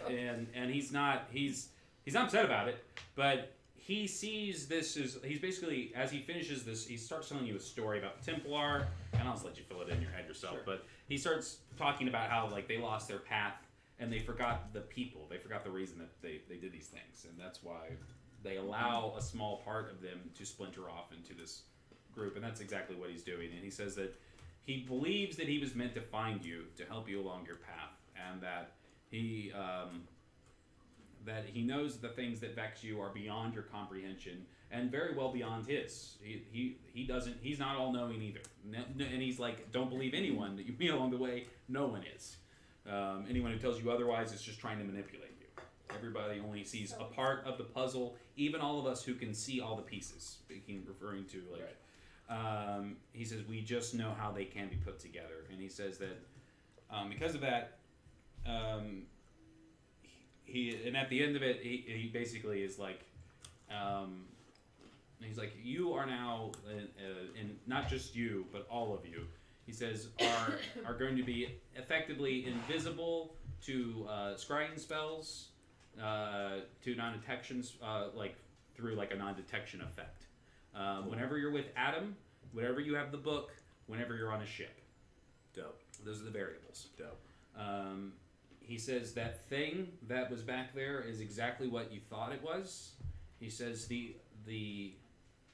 there are certain people who believe that the best way for revolution is to bring back the old ways.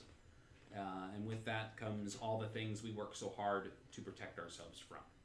And he's being very cryptic about that, as if there's some information that he doesn't want you to have because he's afraid of the burden of it. Not that he's trying to keep anything from you. Right. And he says that creature can't see will see you no longer.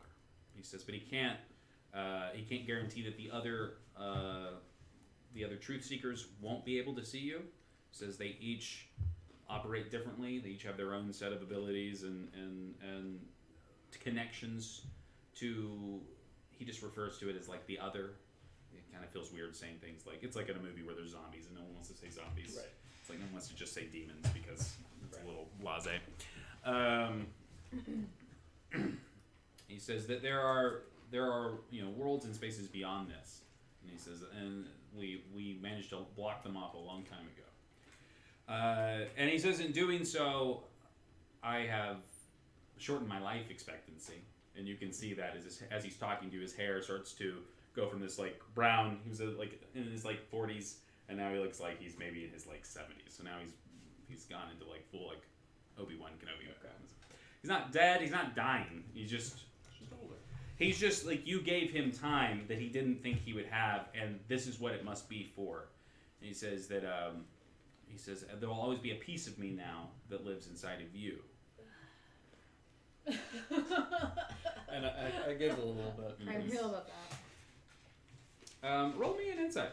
Okay. This is just the worst kind of human. Just so much feeling. Too much feel. 15. Now that you look at him, he does look awfully familiar. Oh, good times. Yeah. Like maybe, Cool. yeah, nah. Cool. So with that, the ship drops out of void space. You see Adam visibly lurch, and as he does, his form assumes his more assimilated look, and he looks a little heavier. He looks a little more like gravity hit him, like he was just floating around the ship, and with that, you see that he's kind of neurotic, and he's a little more like nervous, and especially at the sight of this place. So as you guys look outside of the ship's viewing window, there is a small moon and a planetoid beyond that, and you guys are on a course directly for the moon, and the card points out on the map where you guys need to go. And he says, as we approach the moon, there's going to be a series of there's like a whole series, it's like debris that's floating around it. This planet, he says, was once populated. It once had 100 million lives, and the corporations cracked it open with the people still living underneath it. He says the system's been lost, and he points out into the distance. He says there's no sun here. He says the star has been stolen from the sky. He says that this is the kind of work that they do that no one seems to know about, just off on the rim. And he says, and that's one of the reasons it was abandoned. He says this space was abandoned when the planet was cracked. So as you guys go through the space, kind of slowly, through this debris, it's almost like an asteroid field. It doesn't require any fly checks. It's more of just like a slow kind of scoot in.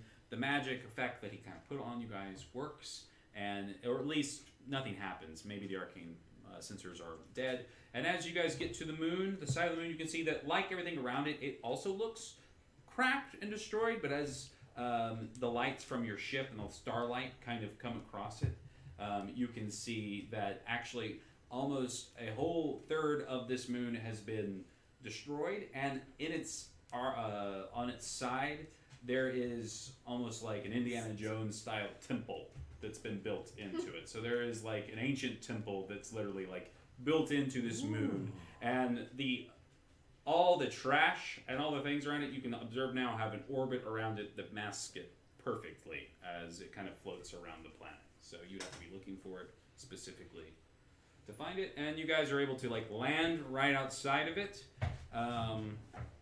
And as you guys go to the hatch, the card just casts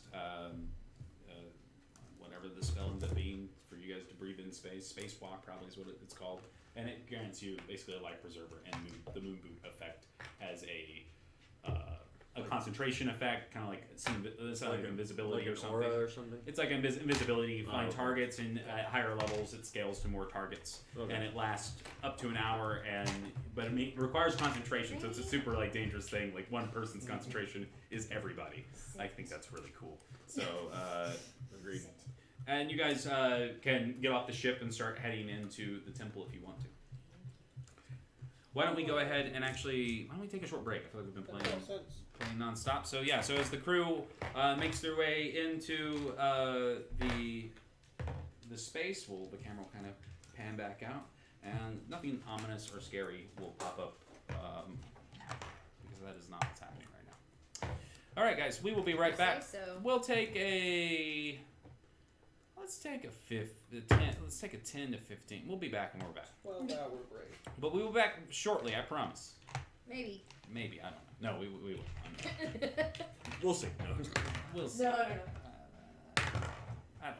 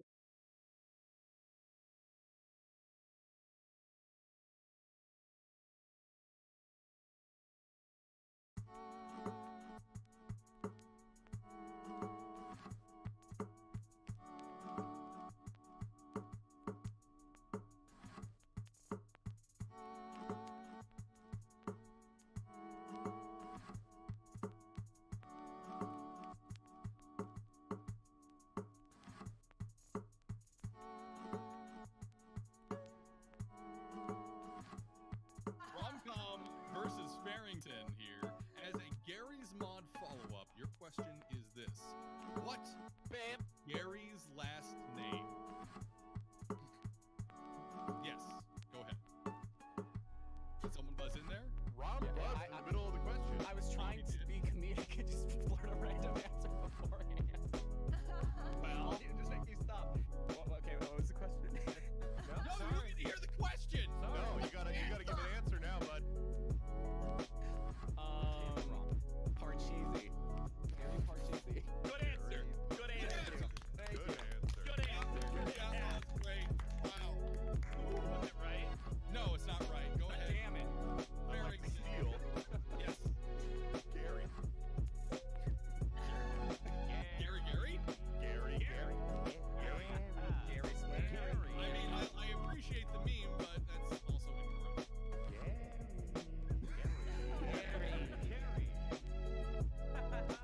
Gary. My favorite vault. That is the best vault. That's the best vault. That's right there. The correct answer Gargus? Newman.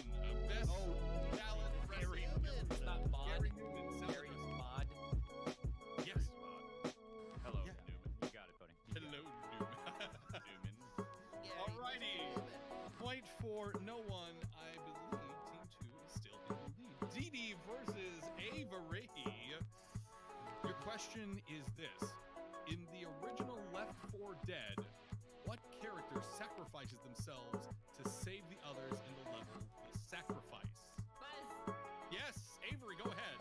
1984. That's incorrect. Spoiler. But a good answer. But correct, but good. Yes, DD. Bill? Yes, that's correct. Yes. Wow. Sacrifice It's the old man. himself. Good answer. The old man sacrifices themselves in all of the zombie movies because they're old and they're like, you have a life to live. My time is now. And Romcom, I do have to say you were incorrect. That is not a good answer. That was the right answer. That was the first judges call we've had the entire game, and that's what you went with? Good judging. Good judging. 10 points for Slytherin. Okay. All right. Tied up. Hey, Raleigh, you guys have to break the tie. Break the tie. Got Your question is this. What game engine do games such as Quake, Doom 2016, Rage, and the Wolfenstein reboots use? Yes, I'm going to take Jay on that one. Unreal. That is incorrect. It is not Good answer. Good answer. It's not Unreal, but sure. Okay, Brawley, go ahead. Try to steal. I would have guessed the same thing. Rob. You guess. I honestly.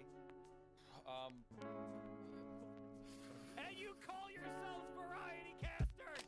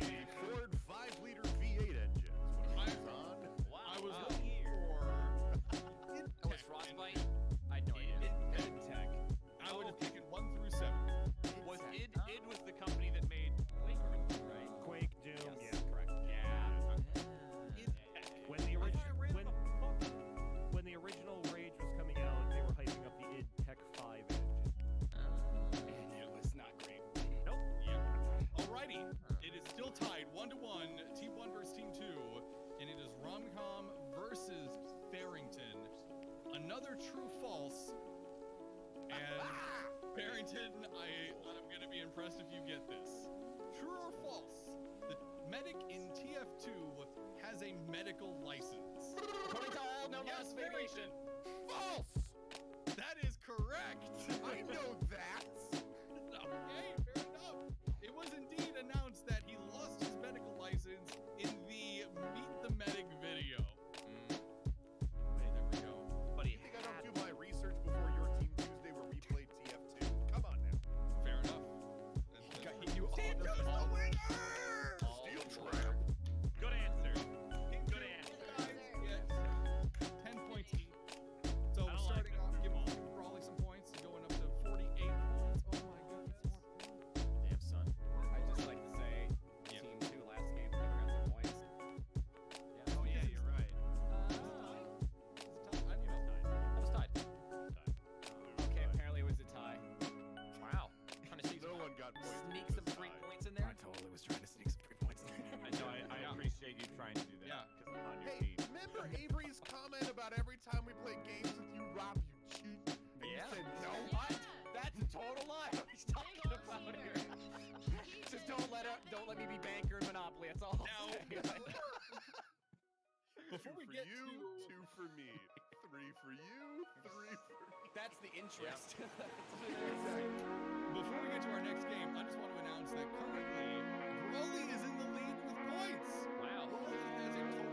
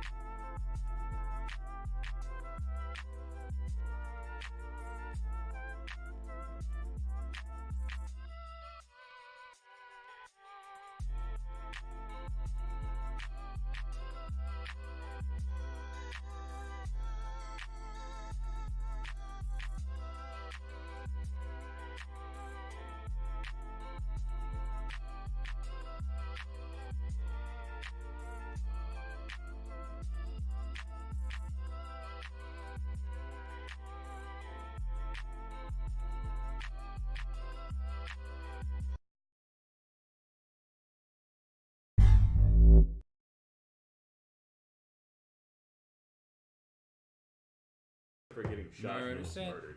All right, we're back. And we're back. And we're back. It's fine. All right. 2. I can't tell you how much Legit. these dice have Too improved my legit to quit. enjoyment Oh, yeah. of the game. It's true. Dice are real good, Ew. right? Stop it. Dice are real Things. Things. That's true. They are real things. Okay.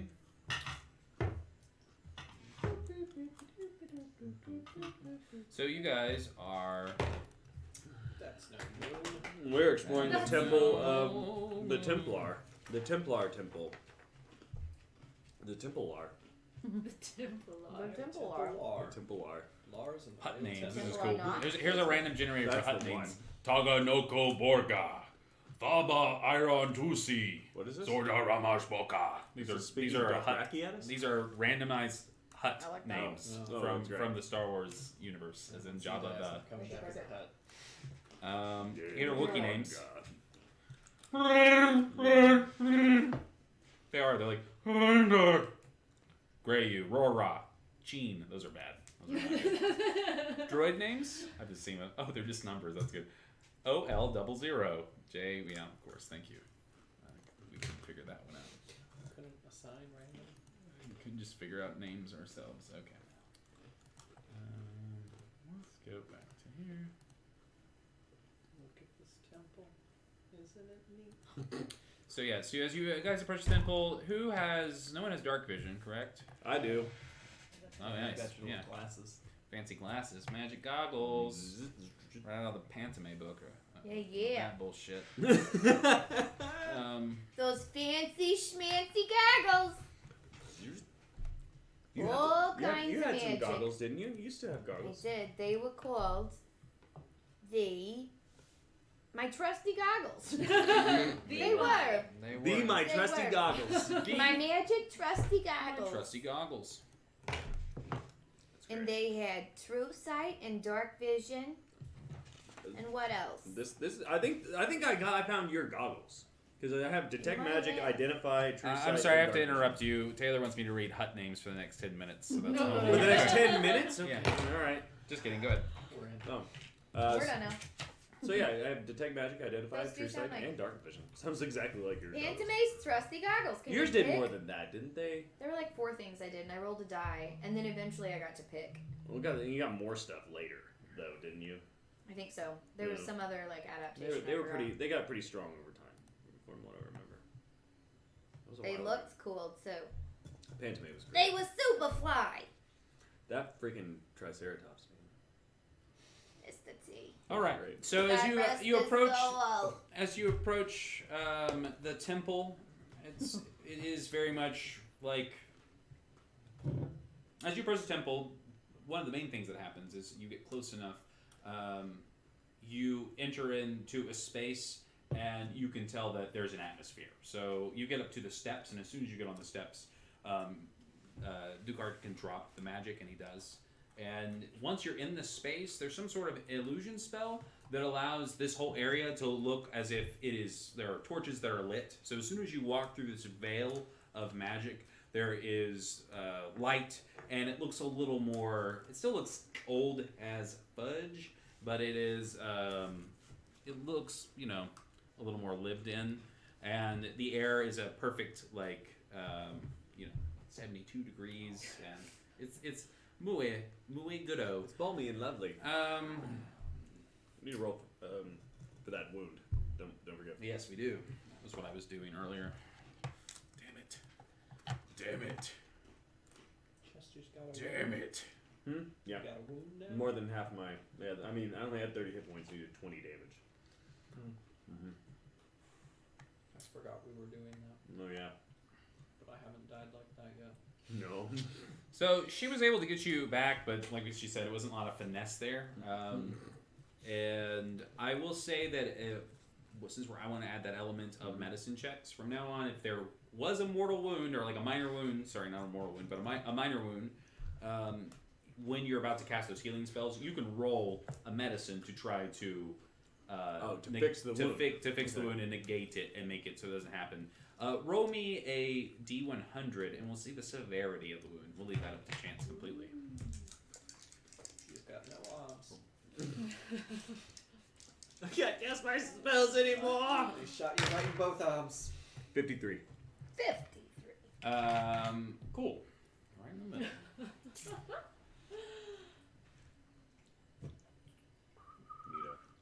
Your Neato, gang. shoulder, where the second blast was, Yeah. where she just stuffed cloth in it to keep it from bleeding. Oh, yeah. It is really hurt. You hurt it bad. It's healed, but you have a very restricted range of motion. It's almost like the muscles and tendons were fused up, so you aren't able to extend what's your dominant arm? My right hand. So your left hand, it's your non-dominant arm. So you can still, you don't have any messing with stuff typing. Yeah. But you still have your dexterity, but you have to feel yourself lean in. What this is going to affect is your spell casting. Until you get this fixed, either through going to a medical service somewhere with a cleric who specializes in healing, not one that specializes in building things, or any of the services that are provided out there. Anyways, basically you have to pay. You can pay to get this fixed. Okay. Or you can find someone who can do the appropriate magics, like old school magics on you. But you will have to roll any spell that you cast that has a semantic component. You'll have to roll a disadvantage on any attack rolls that you make. Spell attack rolls and any saves that people have against those have advantage. Dope. Because you just can't get Sure. those. Yeah, for sure. Awesome. And you look a little bit like you got a little Bob Dole thing going on, a little bit of a little dinosaur hand. I think I'm going to put it in a sling. Yeah, I think you'll have that's a sling. perfect. Yeah, And just- I think that's a good way to hide it so it doesn't look quite so weird. But it's really like Squatto and Total Recall. I'm imagining it's a little deformed at this point. It's not just because it's so pushed together. it's like the tendons crumpled up to they don't extend now. And they're all fused together very nicely. But they you're just alive. but they just compress. Yeah, it's so we see him in a sling from now on, and it's just going to affect his spell casting. I will also rule though that if you can get through a whole level of doing it this way, that once you level up, you will no longer have that disadvantage. You'll just have new ways of getting those that you can just use your hands. That's fun. And it will look cool as opposed to looking like you're struggling. Yeah, it may just Not be actually it may just be struggling. like how he is from now on. Yeah. We'll see.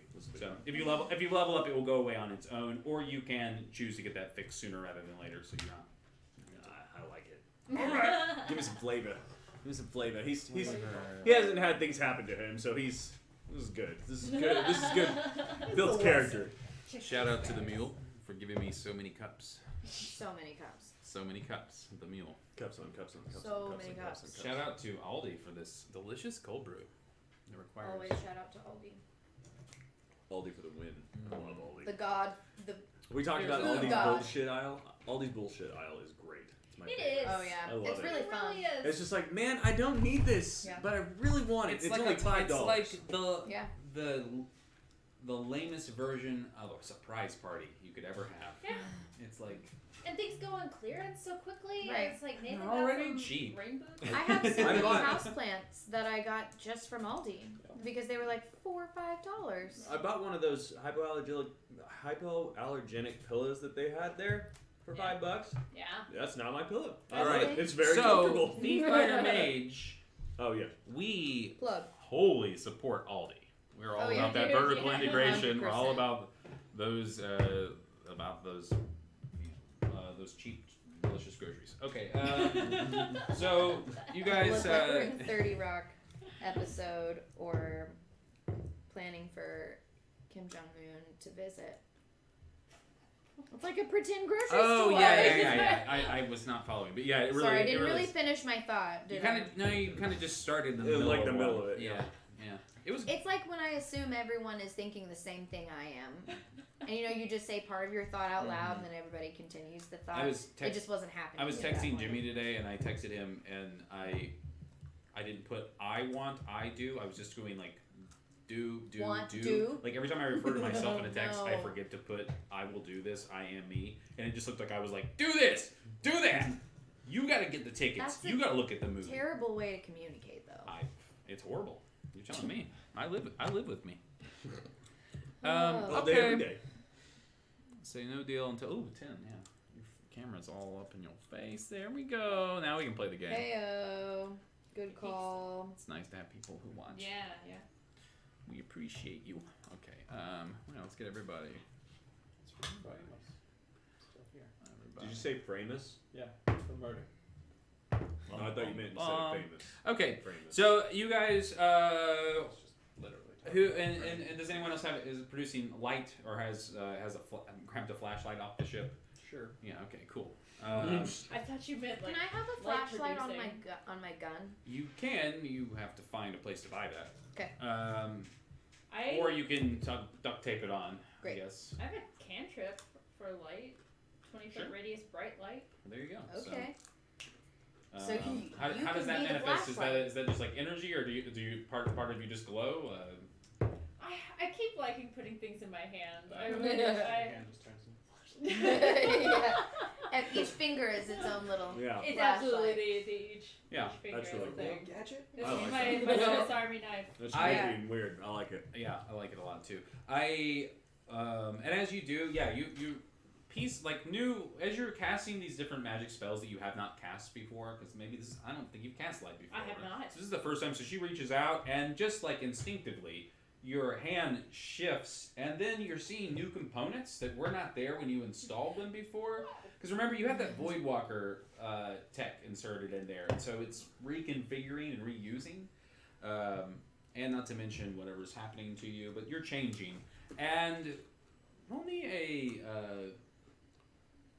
a wisdom saving throw, actually.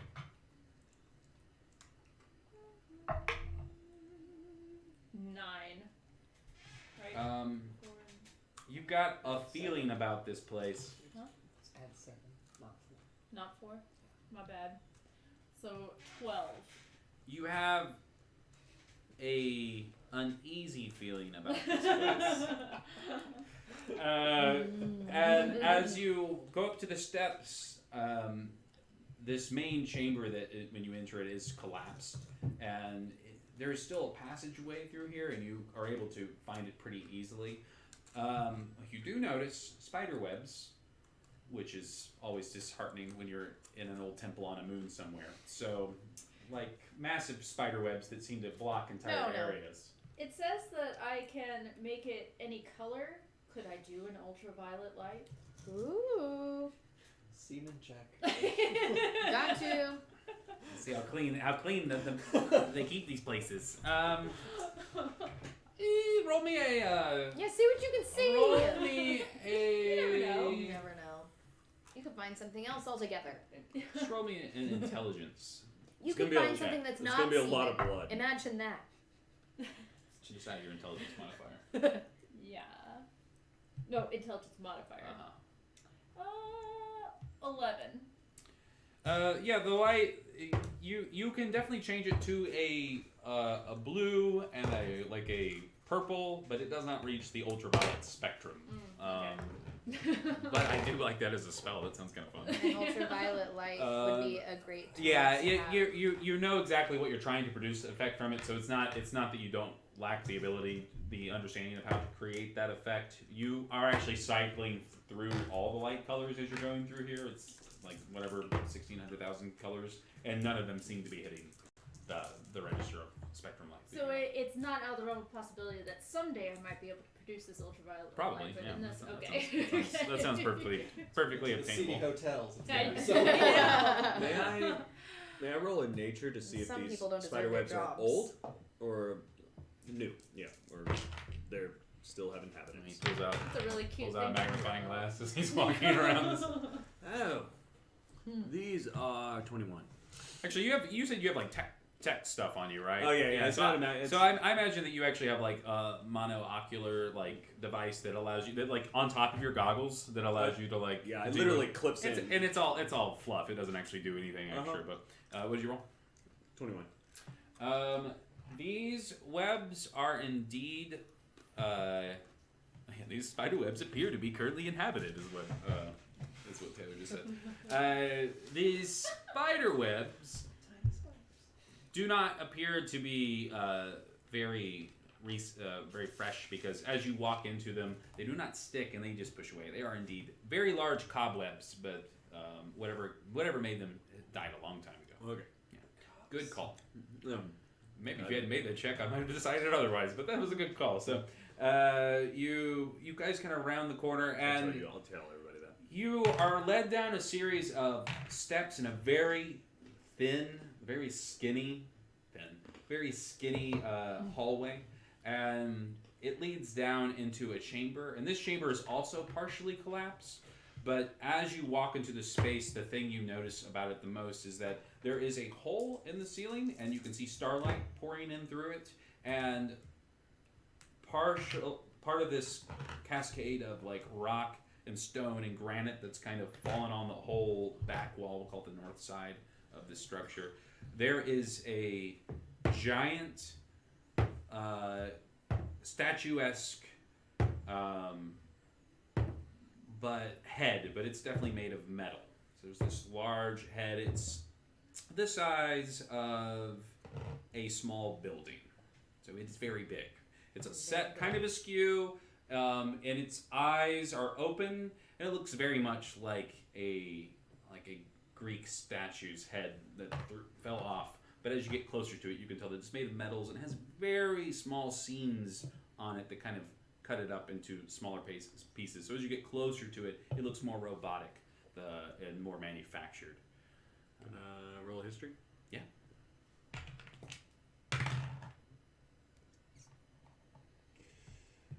No, not 20. This is the head of an automator. Oh. And Ducard is like shocked. Like he had no idea. This was not his plan. He didn't bring you here as part of some design. This was just literally a place for you guys to hide out and kind of lick your wounds and figure out what you were going to do next with the borrowed time that you got him. But so the automators, were they? Sorry, I'm sure you've explained it, but were they known to be alive or missing or dead, or like, is this weird to find one? Like, I'm sure this is strange.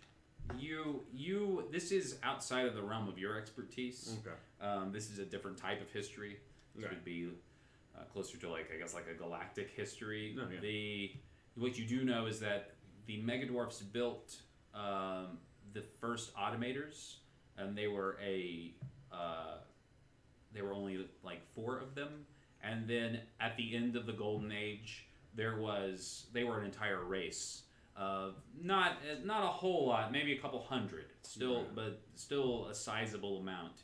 And after the rise of MythCore, after the rise of the corporations and the conglomeration of the universe, the automators disappeared. During that time, you do know that the stories have it, and most people might know this about the history who's interested into it. It's been a little time. Is that during those times, nobody needed anything. Nobody asked. Everybody had everything that they needed, and it was like a prosperous, just like in any fantasy setting. There was like 1,000 years of golden age before the rise of all this mad shit, and that they have not been seen since. And roll me a You roll me an investigation. You got an investigation? Sure. Yeah. Roll me an investigation. Because this is like you're having a conversation with Ducard about this a little bit, and then you guys 26. Yeah, for sure. You already know, and you're early like trying to like one up the corporations because you're not like full rebel yet, but you were like trying to be a pin in their side because they killed your family, right? Yeah. Didn't we decide that? I think that happened. Sure. At least attempted to like crack the planet open, and you know that they're like doing these nefarious things. You're gonna give them a big FU, and when you did that, you uncovered a few things about them. You know that they've been hoarding resources, and that's nothing new. You know that they confirmed your suspicions that the automators still exist. At least some of them do. That they are held captive. This, on the other hand, confirms that there maybe aren't as many of them as they once were. So if they are being sequestered somewhere, they have also been little minor genocided as well. Do you guys? Yeah. Would casting on/off on this do anything? I don't know. I do that. Yeah. For sure. It's like a range of like 30 feet. I assume I'm gonna go up and touch it. Okay. Oh. Yeah, and as you get close to it, you put up your hand and describe how you do an on/off.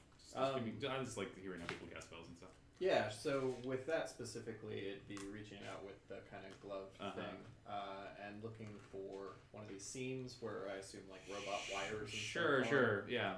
And the glove just opens up a little bit and some of the aether wave energy feeds out into that. And as it kind of cascades across the surface, you feel a lurching of a power surge coming on, and the whole edifice of the head kind of shifts. Some of the plates popping forward. And it switches right on, and the mouth kind of set askew, kind of almost like it looks almost like a dummy, like a ventriloquist dummy. Its mouth just kind of like slides open, and as it does, light pours out of it, and you see dry ice and the whole thing, like smoke and stuff comes out, and you guys are kind of taken aback by all the light, and the eyes, they don't glow, but they are the irises, you can see that they're giant orbs, and they have different sets in them. They kind of rotate independently. So this thing's kind of functioning and moving. It's not as dead as it seemed to be, maybe more dormant.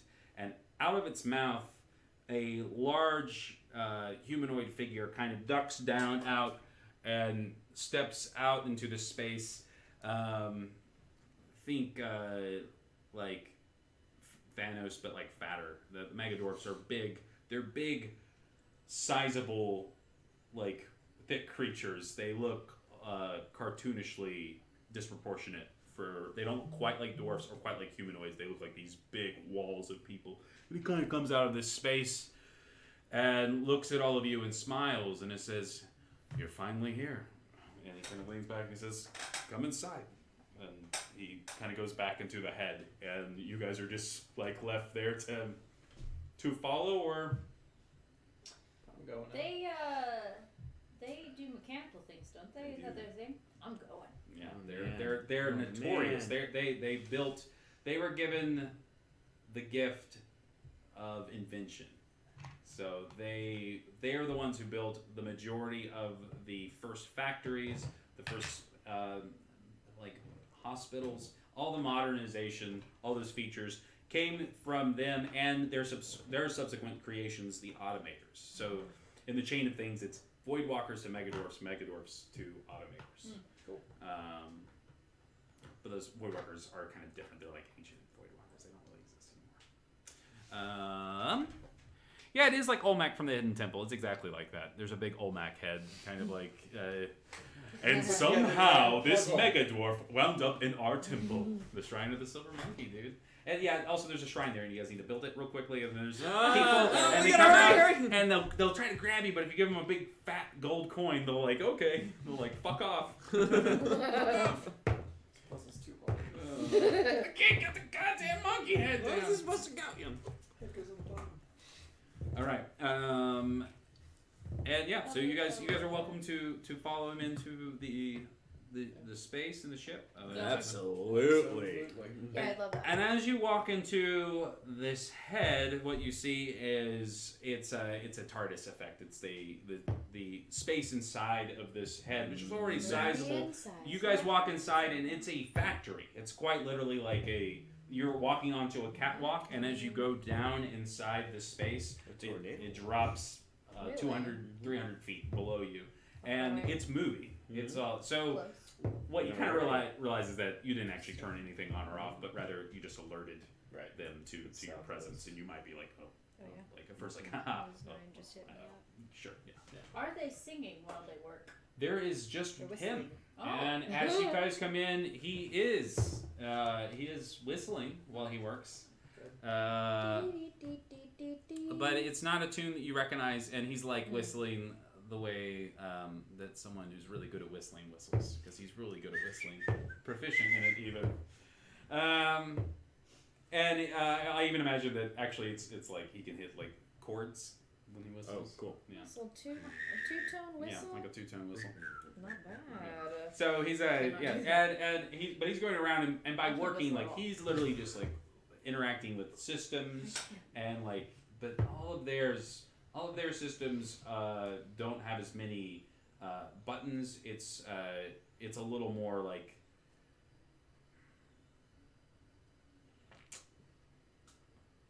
Because in my head, the automators make all like the modern looking tech or like our like traditional cyberpunk stuff, and the Voidwalkers have a very like organic, techno-organic, and then lots of cables that turn into like columns and lots of geodes and kind of asymmetricalness. I see that the megadwarf structures and the interior of an automator would be that is all geometric shapes. Dwarf ships are just polyhedrons, right? So of different like shapes and sizes. So I imagine this being almost more of like a circular space, and that all of the platforms, everything kind of branches out and looks almost as if they're trying to make it have a mirrored or fractal kind of look to it, where there is kind of a repeated order in amidst chaos. It is very much it would be very hard to navigate this place and to understand it if you were not a megadwarf. It is decidedly foreign and hard for your minds to kind of comprehend how things work. So maybe even a mix of those technologies is a good way to describe it. There might be he might walk to a section and a console might appear out of the ground, and it might have a lot of geometric shapes on it as well that look like he's manipulating some sort of puzzle. It looks pseudo-magical, less technical than the other ships do. So, and he's just working, and he says, I'm kind of like offhandedly, I'm always happy to have extra hands. I haven't really decided what this guy's voice sounds like. I feel like that's a bad voice. So that's not his voice. That's just what he says. But he's basically, yeah, he's being very friendly, and he's not at all. Did you expect us? He says, well, I expected someone. He says, and you found me. So, what are you doing out here? He introduces himself. His name is Odos. Odos? Odos. Odos, the Megadwarf. Odos, the Megadwarf. He has a very deep and baritone, and he has no facial hair. Their eyes are pupilless. His features are minimal. It would be very hard for you to look at any two Megadwarfs and look at their facial features and decide who is who unless you've lived among them. They have other physical distinctions, the length of their shoulders. They look very homogenous as a race, and that's kind of one of the things they gave up when they became the Megadwarfs is, and I actually maybe he's saying this to you, he's just kind of talking about his people, and he says one of the things we gave up was our individuality, and we found new ways to be original and to find ourselves, and we find ourselves in our creations. And he starts referring to this head, and you kind of get the picture that he's talking about this space in a very paternal kind of way. So this is this automator he built, and that was a very long time ago, and he's clearly he's spent the last forever, he doesn't know how long, trying to fix it, but something's broken. Oh.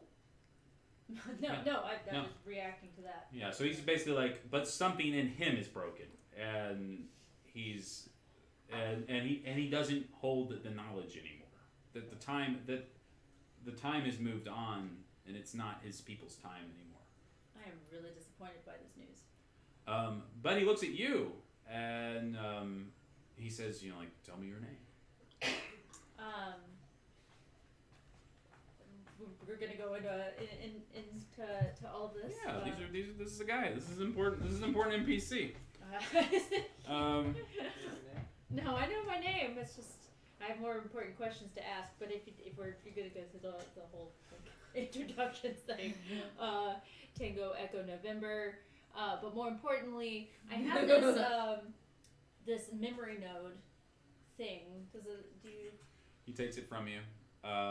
Very quickly, I might add. He's big and lumbering, but they have a deftness and a grace about them. They're a series of contradictions. They're cold and stony and warm and comforting. He takes it from your hand and he looks at it and he says, well, this looks like one of ours, but it wasn't made by one of us. Curious indeed. And he kind of takes it away and he starts walking. And if he gets more than 20 feet away from you, he'll look back and he'll be like, well, come on. And he takes you to an elevator and you guys ride down and you guys can ask him any questions or interact with him any way you want to. This character... I'm a great listener. Yeah, this character, Descartes, I think decidedly you guys see that he is very hesitant to get on the lift with him and ride. He does, but he's kind of standing to the back. What's the problem? He says that the Templar and the Megadwarf have a sordid history, and he feels disrespectful being here. It's not that he's not, if you're worried about him, like he's not reading anything bad about the situation. It's more like he feels culpable for something that he doesn't feel comfortable talking about. He says it's my burden to bear. He says don't worry about it. And that if we needed to worry about it, he would have made it clear already. So clearly, this guy does not see him in that lens, or doesn't have any. And he's going to take you down, and he starts talking to Adam, and Adam starts talking to him, and they are speaking in a language that none of you understand. Nobody can speak deep speech, right? No. So they're, I don't know if we can speak deep speech. How about that's a Wizards of the Coast IP? Oh, I don't know. I'll have to look that up. Yeah, deep speech right now might be something else later when we start writing stuff down. But and as they talk, he kind of puts his hand on Adam, and Adam, they laugh at each other, like he tells him a joke, and then Adam looks at all of you and then like nods his head, and then they both like a good-hearted, like a connection that you guys could not have with these creatures because there's something about they have a kind of a communal history together. So Adam's even acting very comfortable around this person, and he kind of looks back and he says, he's going to help us. He's going to make me whole. Great. Excellent. Ugh. That sounds wonderful. What does that mean? I do not know. Well, let's go find out. Manchester. Good question. And he says, but basically one thing, he says he'll be able to integrate different aspects of the ships that you guys brought into Adam's mainframe and expand his void ship. So he'll be able to add both the void drives if you want to, allowing for additional charges, so you guys can make more jumps per day, allowing you to get away from bad guys more easily or get where you want to go more quickly. Integrate the med bay into it. So basically all those like little features, or as little, if you guys want to keep that little ship autonomous, you don't have to have that integrated. But this guy's not unlike most of my NPCs, he's not interested in giving you exposition. He says if you kind of press on him, like why are you helping us? He kind of says something metaphor. They all talk in like metaphors about like mechanics. They relate everything back to building, and they relate everything back to how they structure like the world. This guy doesn't live in your world, and he never will.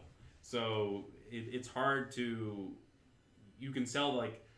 There's no way to import a sense of urgency on this guy about your situation, but he is interested in helping you.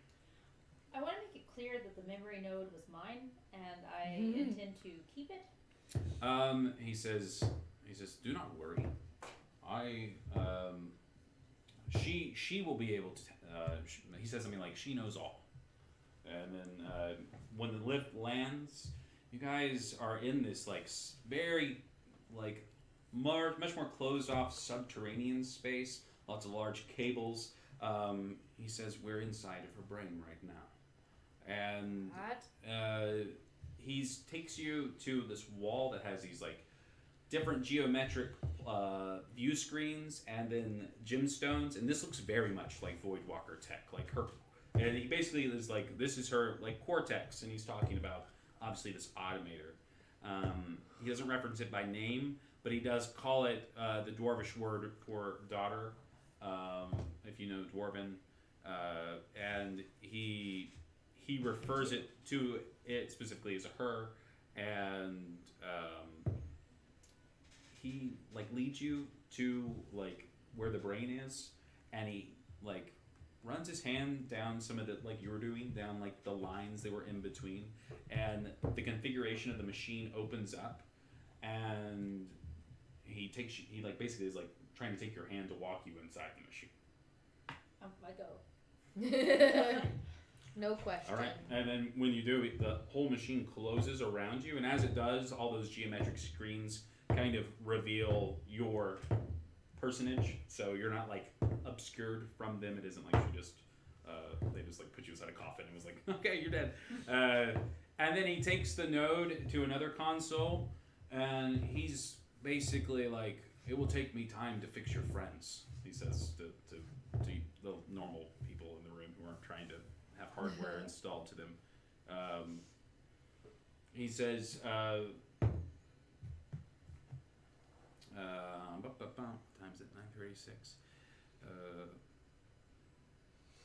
He basically is like, do you have any questions? Like this is the role play time for this area. So he's going to just keep working, and you guys can have a moment to kind of just live in this space. But you're not his prisoner, and he seems to be kind. But now he has your friend, and as soon as you go into the booth and in the space, snap, you're out. You're offline. So. Oh wow. We can't reach her. She's asleep, and you can see her on the screen. It's like her eyes are closed, and she's like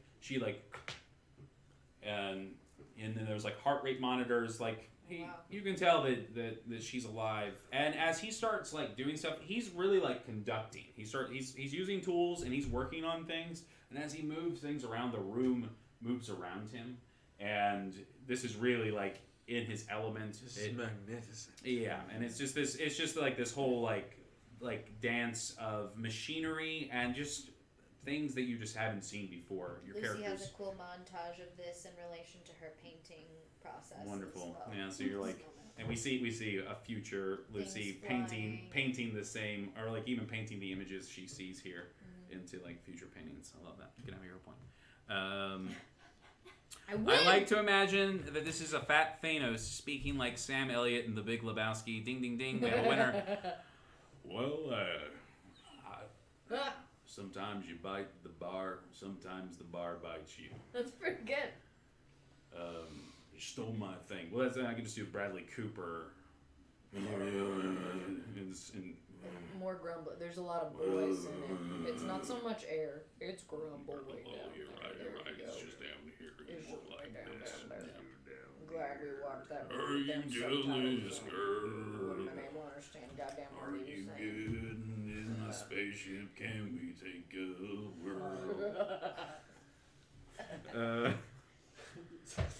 In the shallow end of space. Yeah. So yeah, he's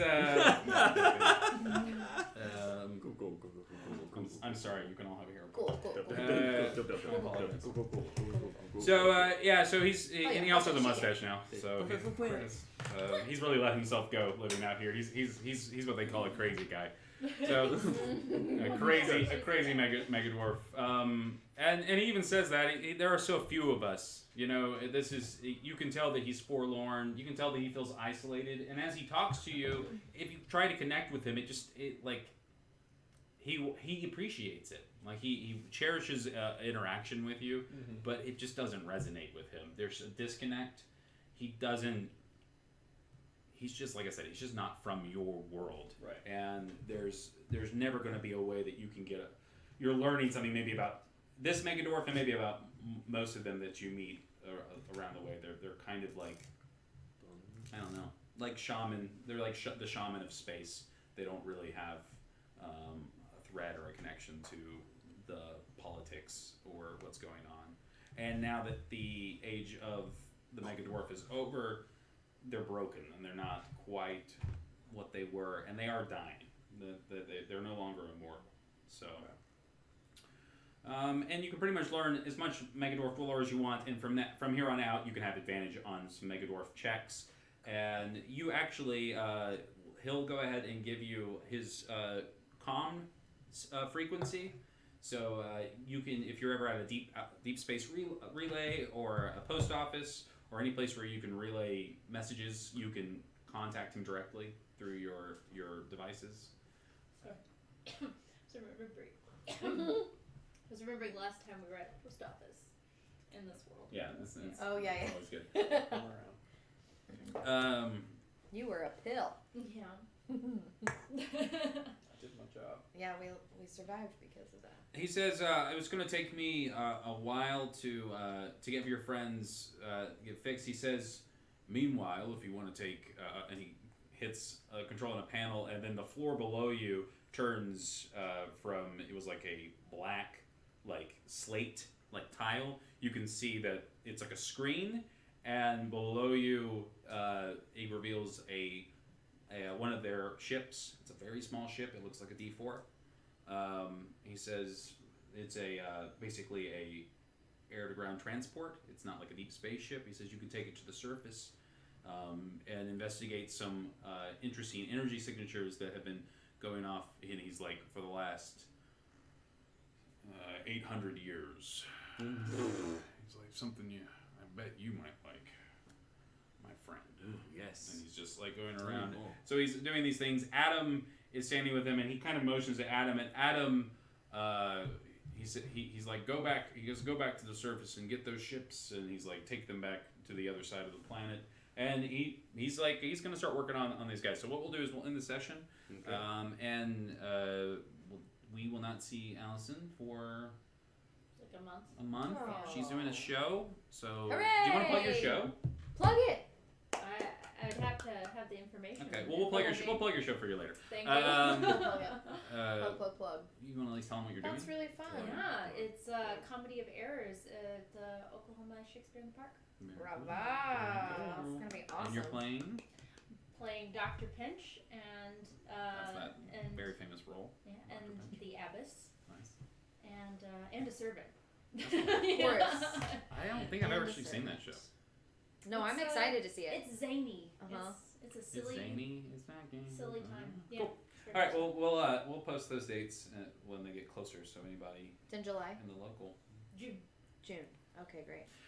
In the meantime, your character will be going underneath the knife, so to speak, and when you come back, she will be completely foreign to you. So I'll probably do something fun with Nathan, and we'll probably have a brand new character sheet for you when you come back. Crazy.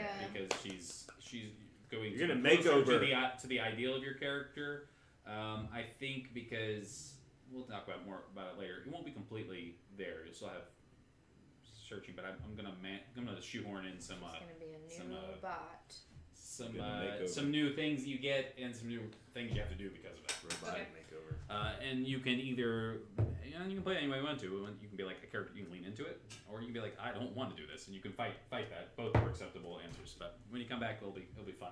That way, with you being on for a month, it will help you feel a fresh connection to the character. And That'll be fun. when you get some downtime and you're thinking about D&D, just think about what it's like, because you're not completely gone. Your consciousness is in there, and it'll probably take him about a week. And no, we'll just call it real time. It's gonna take him a while. He's doing something special, and if you guys ask him what he's doing, he talks, and it just doesn't really quite make sense to you. He gets into real technical terms. You can't ask this guy like abstract, more like philosophical questions, like why are you doing this? What are you doing? If you say why are you doing this? He says, well, I have to make sure to plug the auxiliary factory port, or she'll bleed out the whole time. He just doesn't. He's not quite connected. No, to- that's not what I. That's not what I forget. So So like that. you guys, That's we'll come back. funny. We'll go ahead and have you landing on the planet, and it will be an away mission style episode, just like in Star Trek, where Should we it'll- rest first? Did we take a long rest? Yeah, I you missed can it. take. You will have taken a long rest. Well, and before we end, can we do some in-character conversations? Yeah, please do. Just because we haven't. Yeah, please do. So at some point during this whole Mega Dwarf Symphony, I'd like to tap both of you on the shoulder and say, can we talk for a minute? God, yes. And And what's I'll what's tap you. more, there is a place for you to even like Right. sleep and stuff here. So this is a safe space for you guys to. And Descartes, maybe you want to comment, but you're some sort of professor. Yes, I am an arcanologist. I'm the first of its kind. I found this book, and it's teaching me the secrets of where this magic comes from. And I believe if I can unlock this special, and he's just gonna like We give get like it. a lot of magic. You, babble. I think I get, but you're here to kill him, but not anymore. Not anymore. So what are you? It's here for? unnecessary. Well, it seems I've grown to like you lot. So. Well, interesting. Also, I'm invested now, so I don't know what I would be doing if it weren't this right now. My job is over. I've been paid in full. At the very least, you've got I could go pick up another gig find another anytime I job or wanted. get back to the money you had. Yeah. But I don't have to be here. You're right. So I guess at some point. she didn't find. I guess you didn't really find that out until last session that your Lucy contract. too. That's what Right. I mean. Oh, yeah, okay, I'm sorry. you didn't find out Gotcha. until the last 10 hours that your contract's over and you no longer have to figure out how you're going to kill him or Right. what you're going to do with Right. Essentially, this that we're all interested in at this point is your book, Chester. Well, yes. Well, I also have this map. Well, it's a map of a temple of the proto wizard, the original wizard, the one who brought the arcane arts to this world, to the entire universe. And if we find him, or if we find the tomb, we could probably find or her. Pardon me. Oh yes. Thank you. If we find the tomb, we could possibly find the reason why the corporations want to keep this magic under hush and key so much. Lucy kind of has her gun out. It's like sitting up like this. Watch where you're pointing that. She's Ow, my poised. God, I'm sorry. Watch where you... It's fine. Ducard is going to kind of chime in, and he's going to be like, I believe that the Templar believe that that temple has the ability to undo the protective magics that we secretly wove onto the world, many years ago to kind of lock it away from the corporations. So that's why they were invested in trying to stop you. It's like they're not. He's like they're not necessarily bad. They're just really misguided. They're very like old school. They have rigid dogma that they follow, and he said he just couldn't follow it anymore. So. Point of clarification. So was the Truth Seeker a Templar? No. No. Okay. Cool.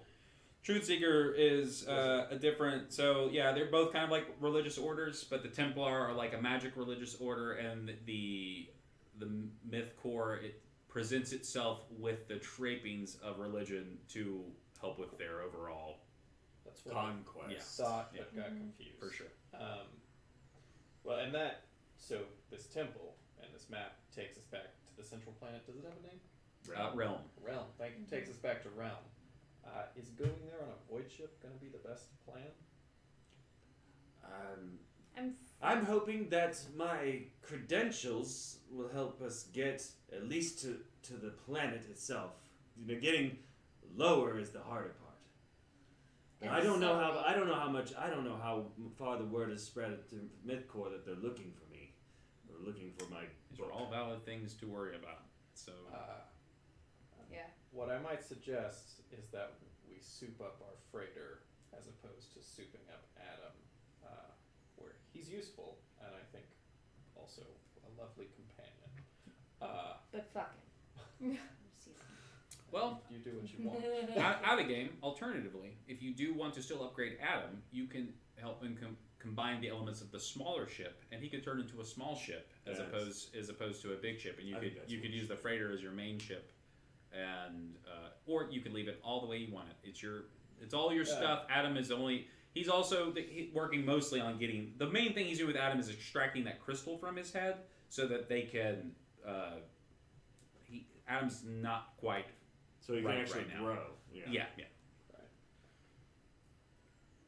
Well, and it seems to me that we might want to just hold off on Adam and keep with some. You don't have to low-key make any of those things decisions. at this Yeah, point. yeah. And also, my friend, you know about ships.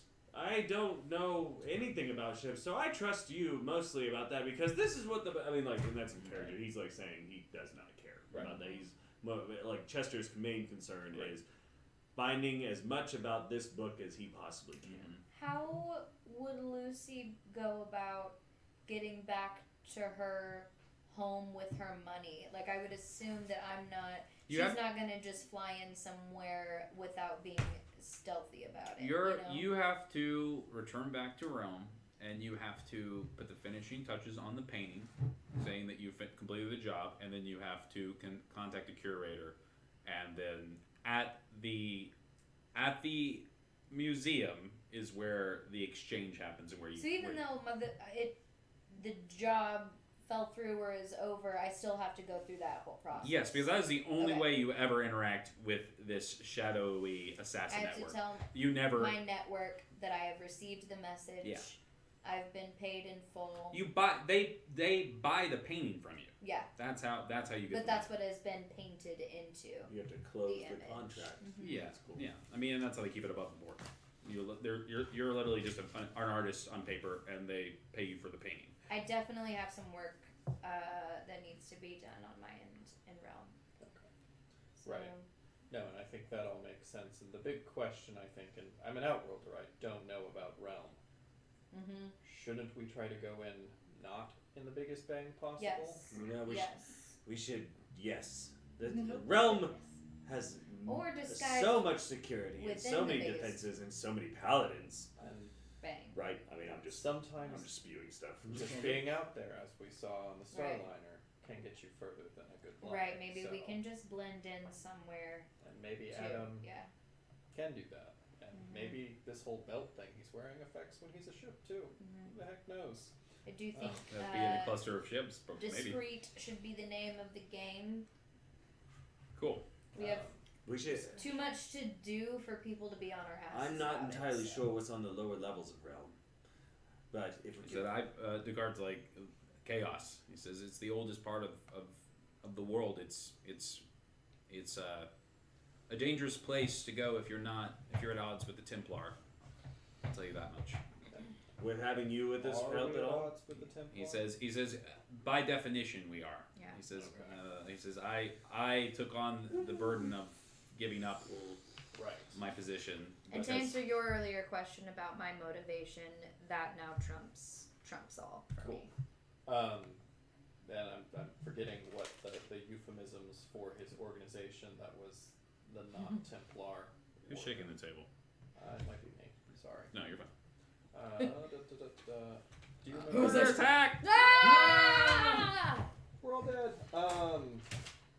Where did it go? Do I keep moving? Is that what? I think it's the camera. Yeah, I have to tighten the little Alright. bolt on it. Could we perhaps call on the network? The Ducard's group, whatever. He says that it's we could meet up with them, but it's a as much as it is a network, it is not a contact via communications kind of Right, thing. and So that's he said when we get to Realm, I have a group that we could hide with on the lower levels. So yes, getting to Realm, getting to the lower level without being detected would be the priority. Okay. You're completely correct. Ducard 100% agrees with your course of action.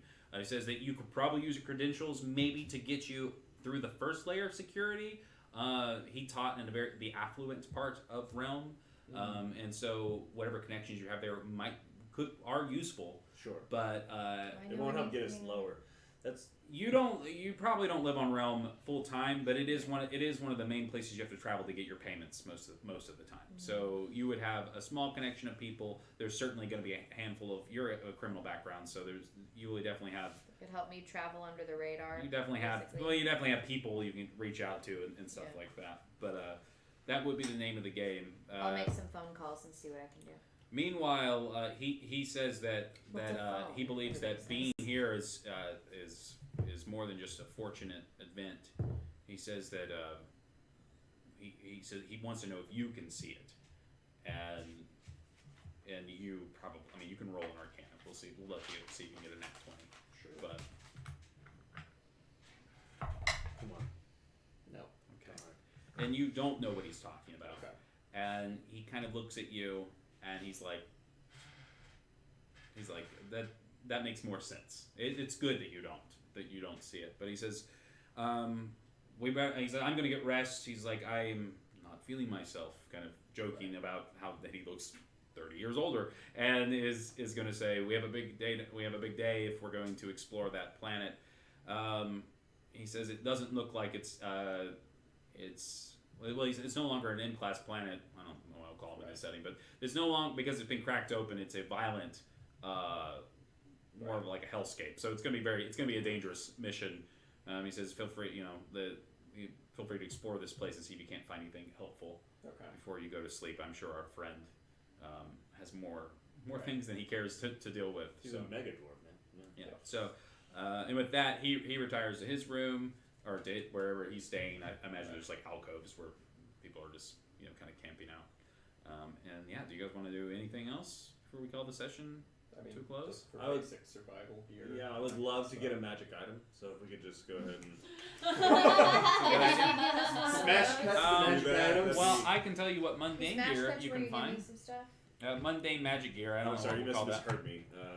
Magic item. Yeah, well, you're Stop it. going magic I'm item hunting. stopping. You guys are able to find a full set of life preservers, and that will help you Whoa. on the set. That's rad. So when you guys go down to the planet, life preservers can be, just so you know, can be targeted. I can, just like calling shots, my guys can roll with disadvantage and can target your anything that's this one-time use kind of tech.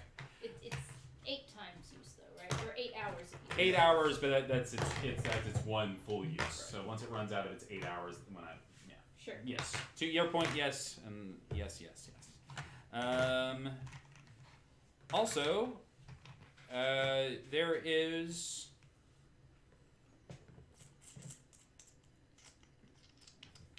you find an anti-magic field generator. Cool. Okay. It is heavy. It's a large size object, so it takes up 3 points of your storage capacity. Remember, your carrying strength is equal to your strength score. It creates a 20-foot cube of anti-magic energy. This energy suppresses any permanent magical effects and ends any temporary magic effects within it. Sick. It only lasts for 1 minute, and then its power core is depleted, and then it needs a new power core. Crazy. Power cores are just batteries that are filled with different types of energy, mostly solar energy, sometimes the power, the planet cracking energy. It is not Aetherwave. Okay. Aetherwave is an ambient energy that cannot really be, it's hard to harness, which is one of the reasons that your parents were like experts in the magic field, and because what happens is that places explode and then people get magic powers. That's the technical. You guys can find a full set of hard light shield generators. It's a neon holographic overshield. You put it on, you can turn it on as a bonus action. It gives you 10 temporary hit points, and once those temporary hit points go, it loses its power. Loses its power. There's enough for each of us to have one? Yep. What would you call them? Sorry. Hard light shield generator. Hard light shield. HLSG, that's not good. These are all very expensive items. Okay. And Expensive item. let's see. Health potions. Doesn't have any health potions.